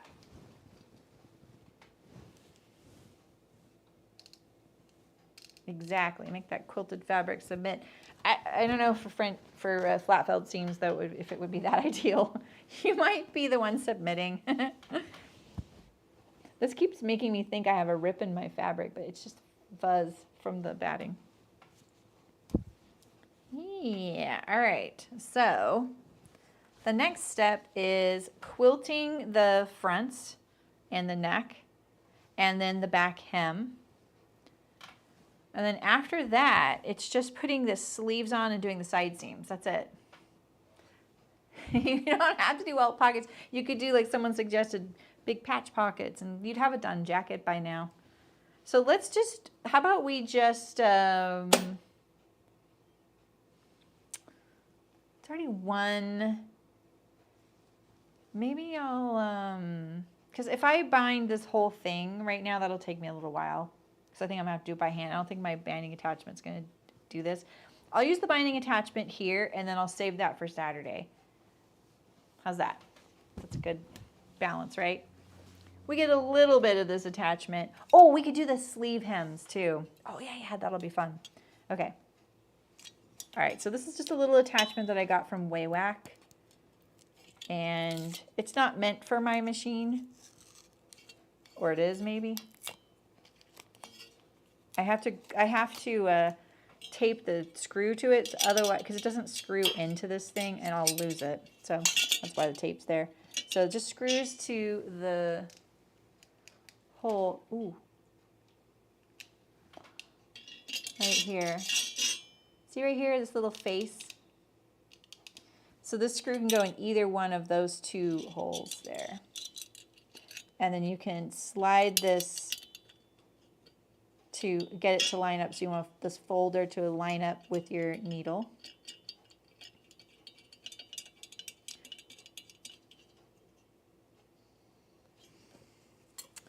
And then I've already pieced my binding together. I pressed the seams really good and I trimmed them flush. You need to trim your fabric flush. It needs to go through the binding attachment without little ends winging out. Otherwise you'll see the light poke out of your nice seam. All right, and then put it wrong side toward you through the thingy. Angle this edge. I didn't angle it just now, and so it's a little harder. So now I'm trying to turn both these edges kind of like in a C, like this. And I just kind of move it back and forth. This is bottom edge, and now I'm going to push it into the binding attachment. This fabric is not great in here. I was playing with it last night, trying things out. There's also a little seam right here, so let's just get past this seam. See how ratty the edges are getting? That's why I starched this fabric. I never do that. Wow, I never have trouble getting it into this part, but this fabric is kind of thick. It's very loosely woven. Dang. There we go. Okay. It's not folding that bottom edge though. There we go. Is it folding the edge? Let's try. Yeah, this fabric is, like the knit was easier. Okay, let's move this over. Let's move this that way. I think the bottom is raw. Yeah, it's still raw.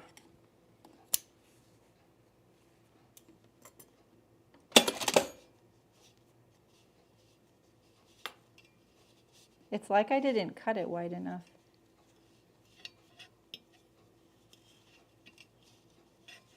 Well, I'm not making this look fun, am I? Usually this is really easy to use. I think what I'm going to do is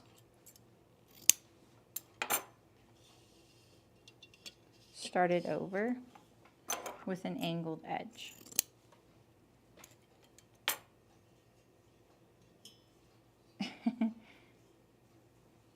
Oh yeah, I think this fabric is really forgiving for the welt pockets.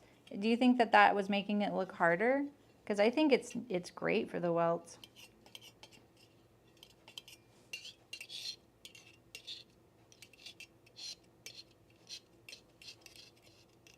What the heck? Yeah, this fabric is, it's not that thick. It's so funny. This is the Nara homespun. Maybe it's not good for my binding attachment. Maybe I have finally found the limit of this thing. All right, this is more curved this time. Throw it in there. Pull. Okay. Almost. Oh, there we go. I think that's it. I think that was it. Okay. Now get this lined up. Crank it down.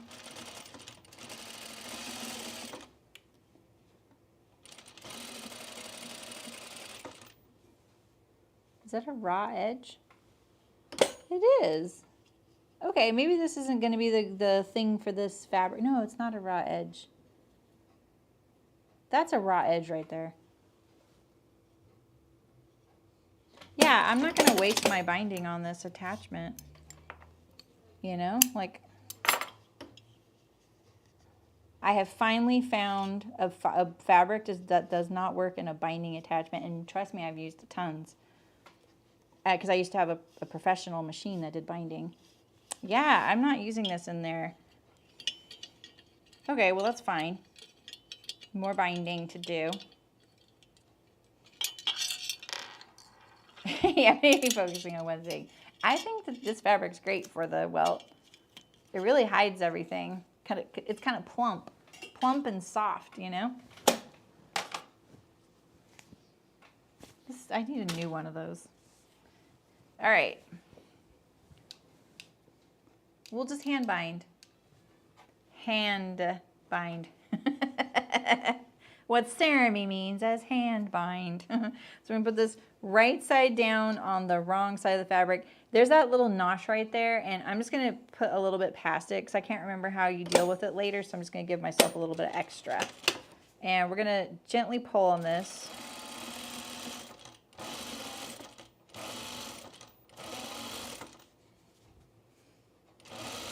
Oh, I can feel this edge. This is the starched stuff. Maybe I didn't have a starched section there. Yeah, this feels so much nicer right here. So maybe if I'd used a section that I know felt starched. I couldn't see the starch on the fabric, so I could have cut out pieces that weren't, you know. All right. All right, and then here's that notch again. So I'm just gonna sew up to it, back stitch, and just leave myself a couple inches. All right, and then I make sure that you trim this edge the same width all along this seam here. Getting rid of a lot of this little fluffy duff. And then let's go press this.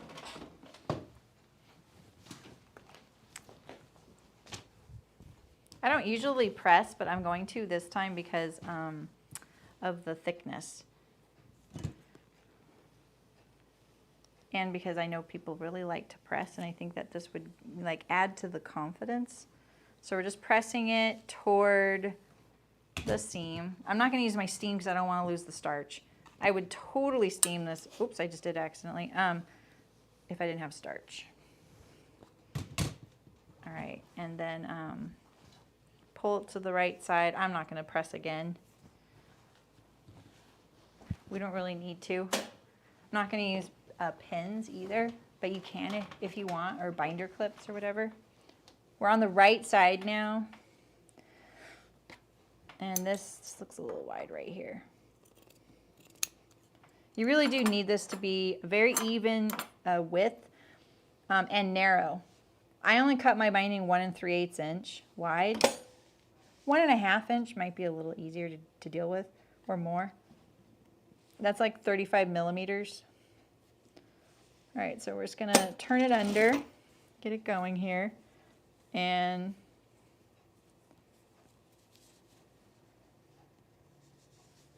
gonna just get it a little bit going around there. Use my awl. And I'm just folding it just past that seam, or pulling it just past that seam, the folded edge.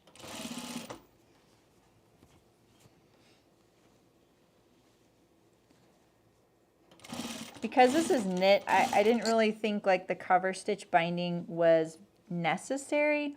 I just thought, well, hey, it's knit. Maybe I'll try some cover stitch binding. I've been thinking about that serger just sitting there collecting dust, and the fact that I have all those attachments I never used, and now I'm kind of more interested in experimenting since I'm using it for home sewing and not like professional junk.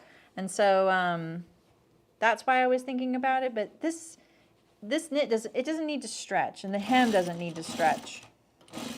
So there was no functional reason why. Just pulling my jacket up on the table because otherwise it's too much weight.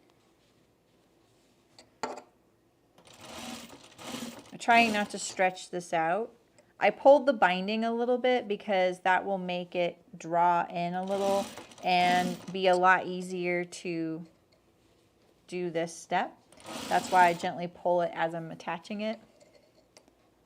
But here, I really don't want this to get like stretched out looking or misshapen.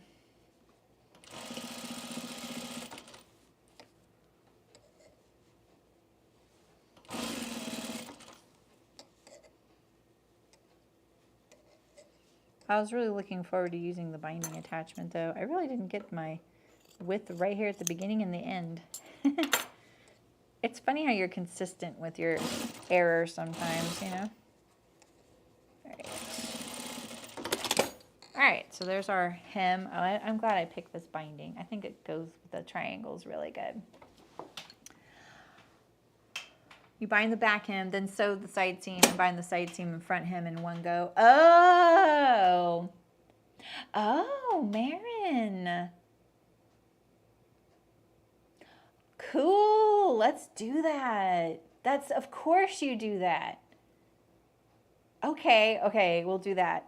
Oh, I hope I remember to do that. I might have to write myself a note to do that this Saturday. All right, yeah. The underside of the binding stitch, oh sure. That was on the back, right? The Mara flex thread, I have no thoughts on it. I don't know what it is. Here's the inside.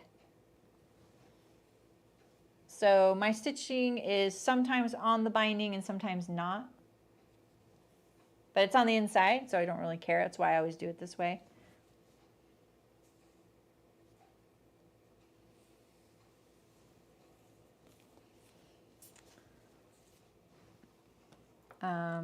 I was about to trim that. I won't yet.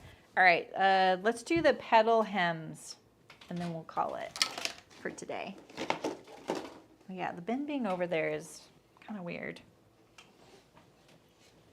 Is the Mara flex thread for sewing knits, Eliza? I feel like you're the second person to ask me that. All right, so I'm doing a petal hem. And I drafted it yesterday on camera. All right, so same thing. I'm going to go past my little notch there a little bit. Gently pull my binding, sticking to that 1/4 inch seam allowance, just so I don't have to trim. And I don't have spare in the binding. So, all right, so this pin is important for the overlap, so I'm just leaving it in there.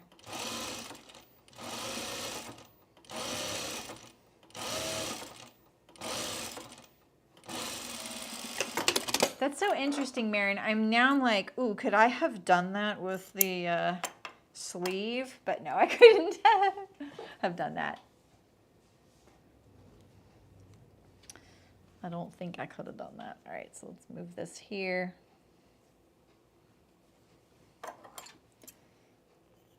I love tricky things like that, where it's like, oh yeah, all in one. We like that. A straight stitch on knit. Oh, interesting. Well, I know that when I say this, it's fighting words for people, but seriously, I use my straight stitch industrial on sewing knits all the time. I have complete garments that I have sewn using it with no overlocking and no finishing. Knits don't unravel. You don't have to have a serger, right? So I know that that's not what people want to hear, but in other words, I don't really think you need stretch thread, but maybe in some cases it could be really handy. I don't know. I've used stretch thread in my bobbin for doing like smocking or shearing, as people call it. Yeah.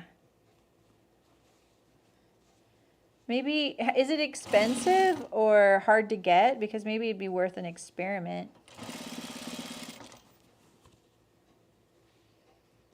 The hardest part about this is that this knit, it splays open, the 3 layers. So I think if I wanted to make this much easier, like say my binding was even harder to use, maybe I would put a row of stitches along the edge of the cut edge of the piece I'm binding, like right along the edge, just so that didn't happen. That's just more sewing though, right?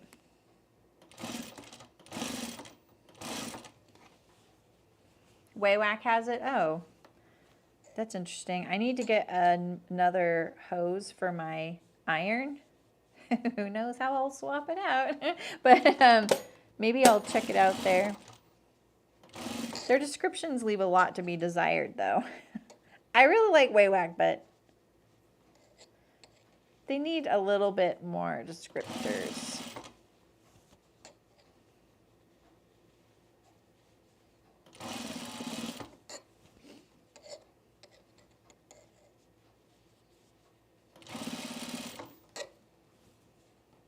$6 for 150 meters, $10.85 for 1,600 yards.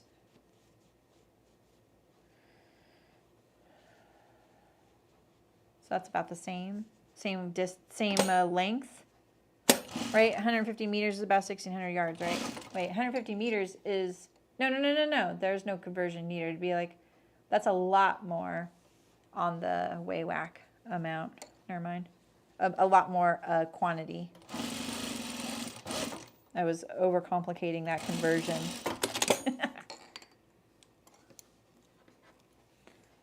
Oh, maybe that's where I saw it. Thanks, Leah. All right, so this is my petal hem. It's going to look like... Wait, how's it going to look? Like this, right? Oh, right, like this. And then, but it's going to be... Can't remember how it's going to go now. Oh, yeah, here we go. So it's going to be like that.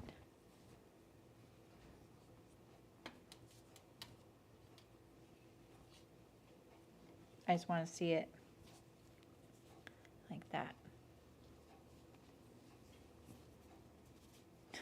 I can't figure it out right now. I mean, I can figure it out, but I'm not going to fiddle with it. Yeah, but, I mean, do you really need that much? Like, it might be nice just to try a little bit. Instead of a gigantic cone, you know? I kind of want to do one whole sleeve here. So then this one gets right over here like this. So it needs to be caught in like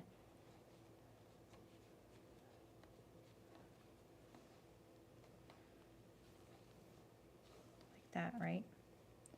Is this where my notch was? Right there. I'm curious. Sorry, I know we were hemming petal sleeves, but I just want to do one of my petal sleeves now.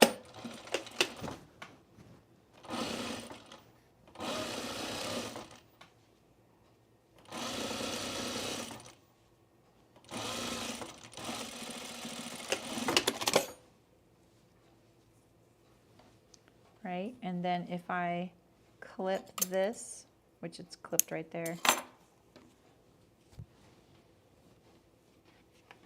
17 colors. And then it'll be, so I need a finish for this. So maybe I need to use my overlock right here.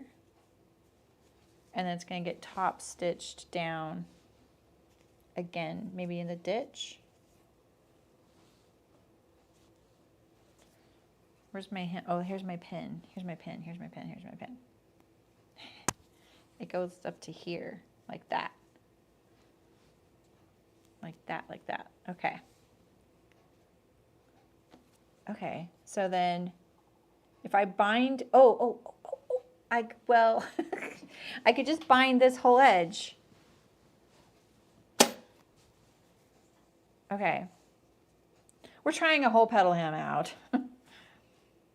Do I need this to be completely finished like this? Well, we'll just do it anyway. It might be overkill. I'm going to wrap it around the edge there.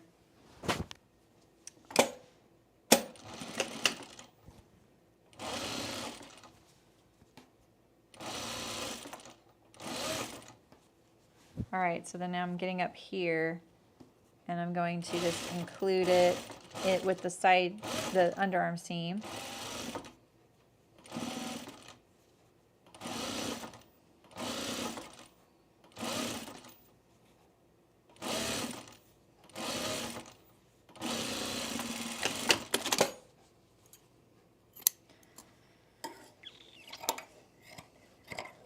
trim this down a little bit.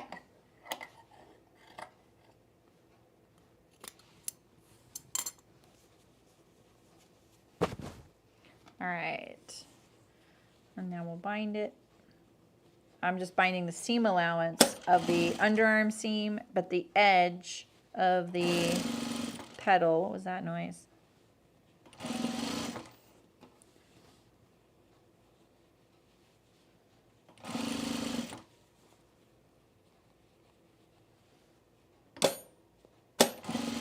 Maybe that would be a good thing, because our next skill building session is all about thread and seams and things like that. I'm obviously not an expert in that though, so I don't know how much me learning about it would be helpful. You know, there might be people that know more about it, but it could be fun. I'm going to start doing more knit stuff, so. But I was planning on doing more knit stuff with my serger and overlock. I think it really makes people mad when I use my industrial. You're just going to enable me to keep using my industrial. I'm just going to trim this down right here. And then fold it back. So now I have this nice little cleaned edge there.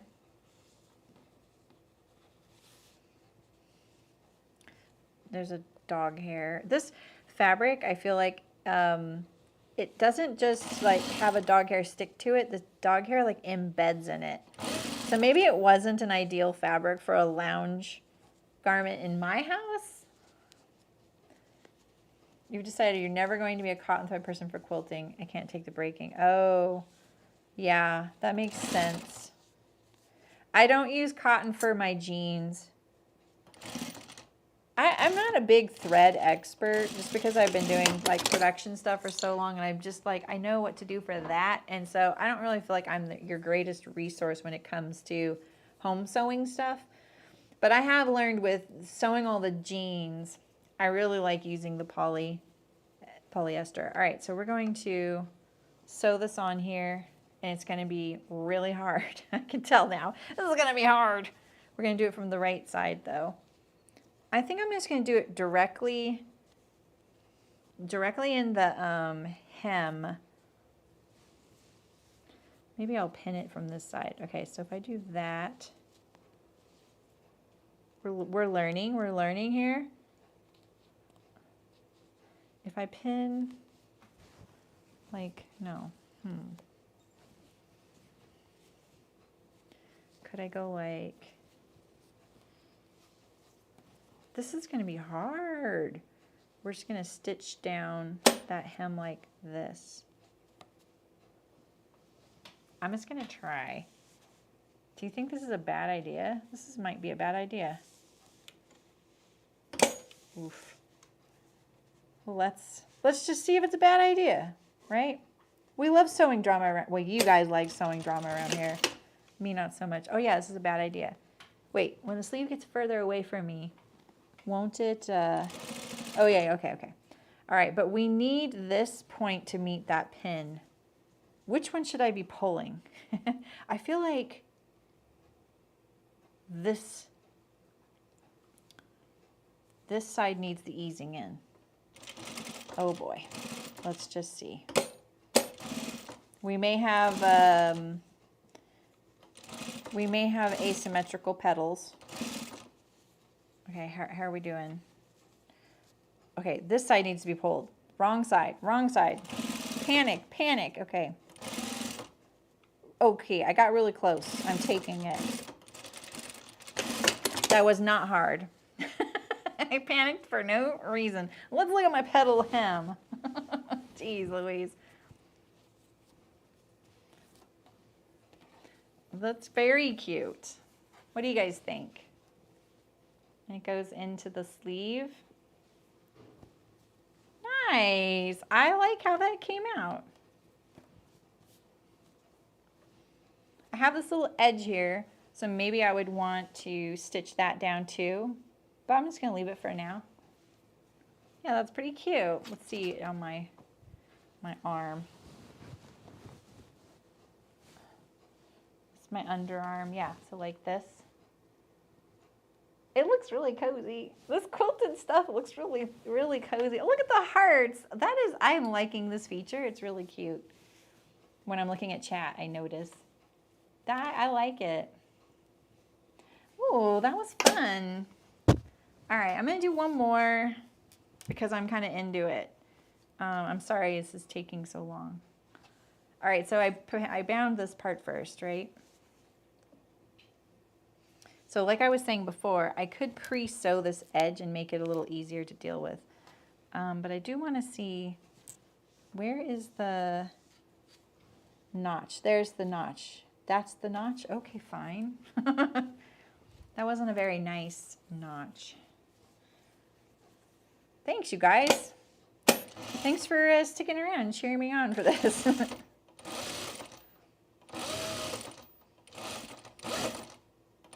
I'm gently pulling my binding again.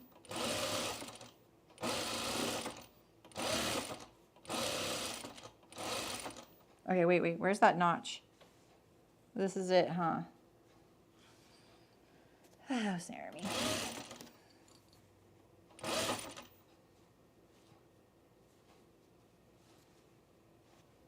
That really is it. Okay. I'm just a little suspicious of it. Okay. I'm gonna have to cut more binding for sure. Okay. This edge right here, this could be trimmed a little bit right through here. Looks kind of wide. I think this side will be easier. There we go.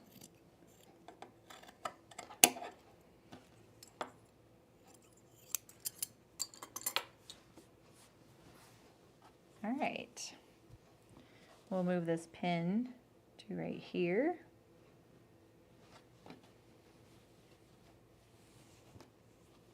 This one will be faster, right? Now I know what I'm doing. Such a good example of being able to draft something, and sometimes, well, this isn't actually a perfect example of that because I've definitely drafted things where I wasn't sure how to sew it. And it's really interesting if you have a really good sample maker. A sample maker is usually knows a lot more than someone working a production floor. I want to say that they're a better sewer, and I don't mean that as an insult. It's just that they may understand how things go together, whereas someone on a production floor, they could be really, really good at what they do, but they don't know how to sew a garment together or whatever.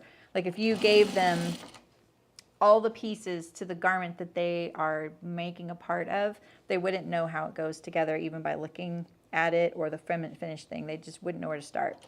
Whereas a sample maker has that kind of knowledge. And I've worked with sample makers that were so good and could have been pattern drafters in their own right if they'd just been trained. And they would say, I would say, okay, this is what I want. I want this kind of placket that does this. I know you've seen this before on things.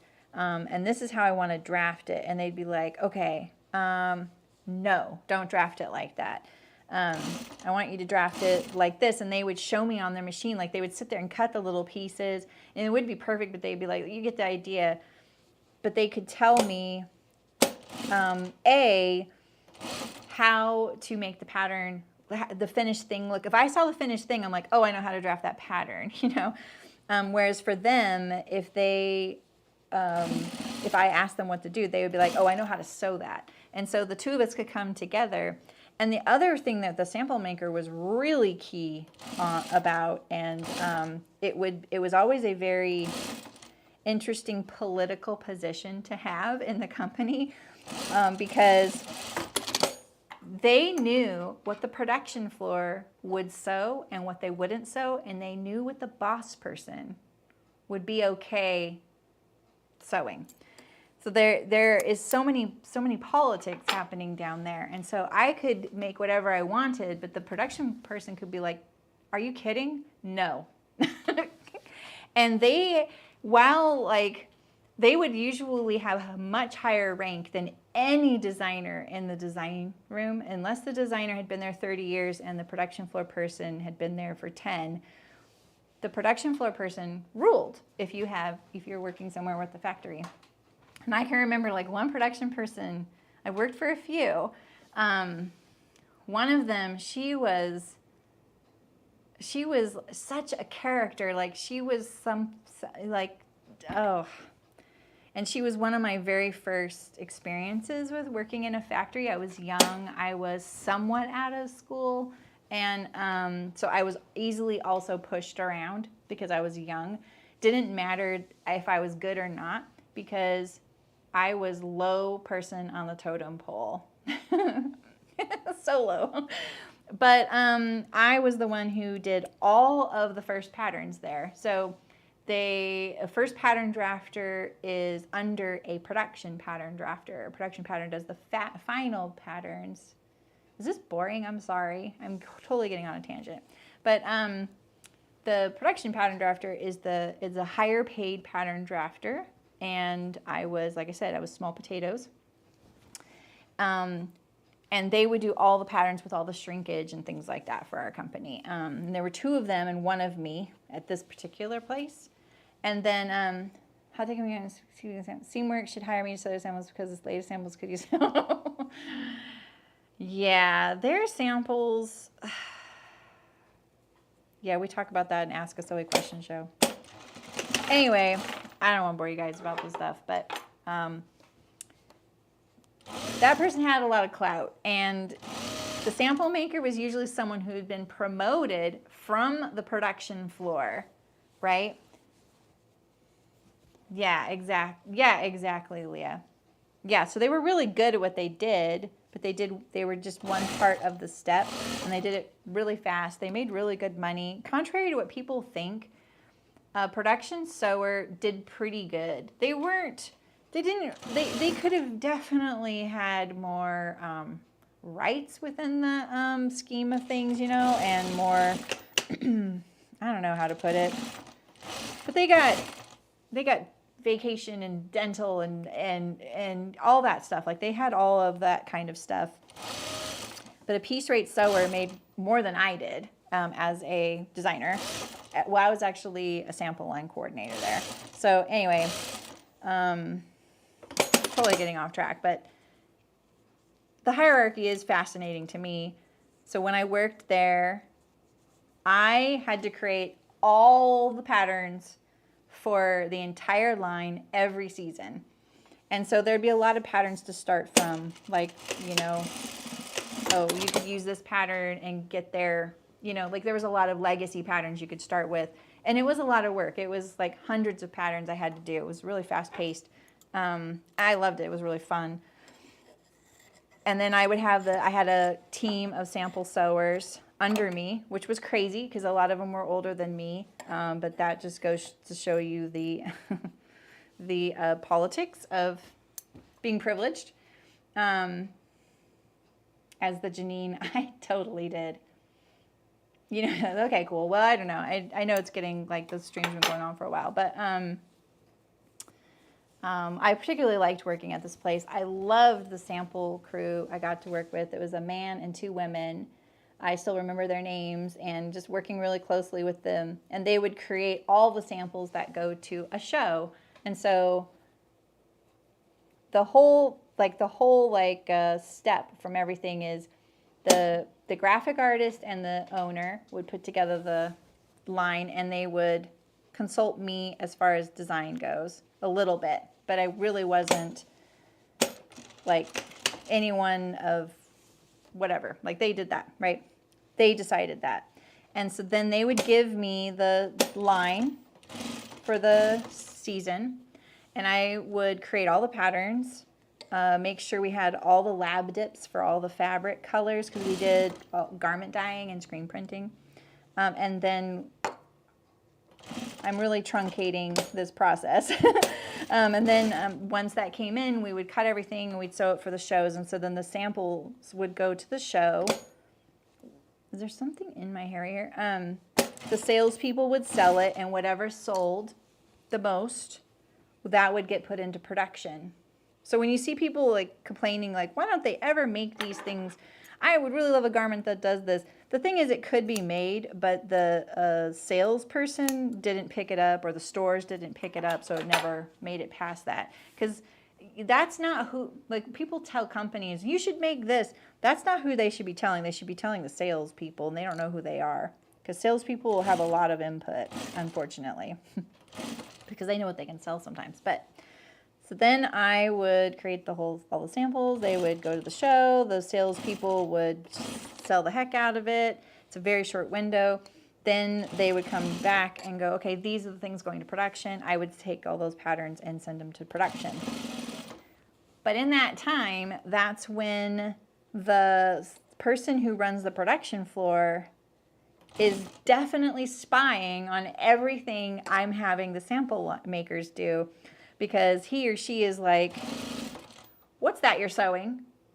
Wait a minute, let me see that. Let me see the steps. And then they'll without me knowing, because they're out in the production floor usually where all the machines are, they'll go to them or the sample maker, and then I'll hear about it, like, what is this? And then I either have to defend it or send them to the big boss. Like, this is what he wants. Like, he won't take no for an answer on this, but you could probably get him to budge on that. There's so many politics going on with it, and negotiation.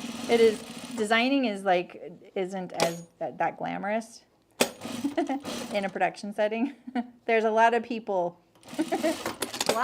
involved, but it's so fun. And I've worked with some just incredible sample makers that really were such a pleasure to deal with, because they would learn from me, I would learn from them. You know, it was like a really cool, like, fun little thing. You know, they would say sometimes, like, oh, Saremy, how does this pattern piece look? And I'd be like, oh, I think it looks like this. And they're like, oh, yeah. And then they could just do it, because sometimes they would be sewing something for themselves or something. So, yeah, right, Mary, exactly. Yep. That whole pockets episode I just listened to on Articles of Interest. It's an older episode. It was really good. All right, so this is going under this, right? So it's like going like that. It's going like this, right? Yeah, that's how this is. Okay. We got this. This is going under this, right? I hope so. It's not the other way around, right? Let's see. Let me check it again. Yeah, so it's going like that. Okay, just making sure. I would hate to do it the opposite on this one, right? Okay, last thing, and then we'll be done today. Long stream. We got some stuff done. Oh God, I'm already forgetting. It goes like this.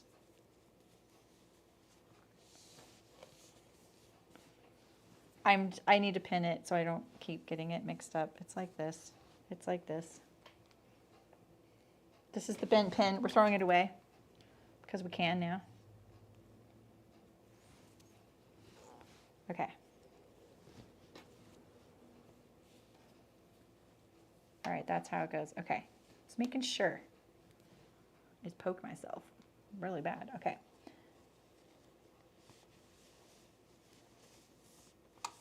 I should have checked which one was the one I need to pull.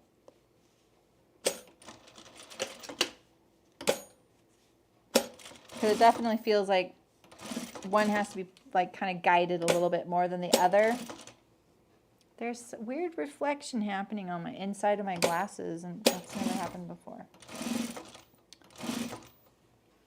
All right, so we're going like this. We need to stretch this side. Okay. And ease the top.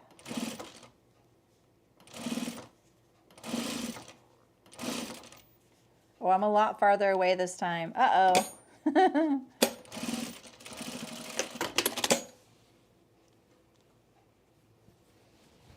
Kathleen Fasanella. That name is really familiar. I don't know. Maybe because she's famous or something.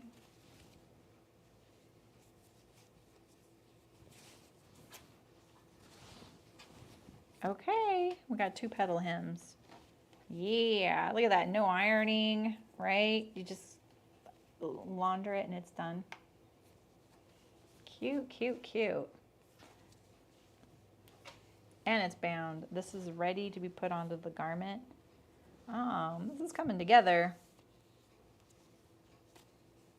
Nice. Okay. That's it for today, you guys. So we got our welt pockets done. Maybe I'll try and sew these before Saturday so they're completely done. I just showed my husband that video where Peggy Sager goes to the factory where blind people sew. And even he was just like, this is amazing. It is. It's so cool. She really needs to like mark her videos better. It was so hard to find that video and I had watched it. But trying to find that video, it was kind of hard. But it was on like her like TV show that she does on YouTube. And it's not titled very well. Like I was putting in all kinds of crazy search terms like blind people sew. You know, like just trying to be really literal. Peggy Sager's. And it just was hard to find, but it was really good. Do you not use steam when you're using spray starch? I don't, because I feel like the steam would get rid of it. Did you just do that? Yay, here's my pocket. Ooh, nice and roomy. Ooh, cozy. I'm so excited. Okay. All right, I will see you guys Saturday. We'll do the side seams, armholes, and binding around the perimeter, and some snaps too. I'm gonna do snaps on this. And I'm gonna put a label on this right. Oh, I got a Minerva label. They sent me a label. Can you see it? It's an M and it says Minerva Maker. It's kind of cheesy and I love it. But we're gonna put this here so we don't forget it. Yeah, I think it would reactivate, the steam would reactivate the starch. I thought it would get rid of it. What does it say to do on the instructions? I am not a spray starch expert, Julie. Like, literally bought it last year for the first time in my life. Same with Stitch Witchery, and I've never used it. It's still in the package. So, I am not very good with stuff like that. So, cool. Oh, yeah. I need to cut more binding, too. Look at that. I used a lot. I think it would wet it and make it soft again. But Barbara says reactivate it. I don't know what that means. Sorry. Yes, thanks for coming, you guys. I'll see you Saturday, 11 a.m. Pacific. Yeah, don't steam when you do spray starch. I don't think you should either. So... cool. All right, you guys. Have a great Friday and a great end of your week. And I'll see you guys this weekend. Bye. Whoops, wrong one. I almost said pattern table. Project thumbnail. Bye.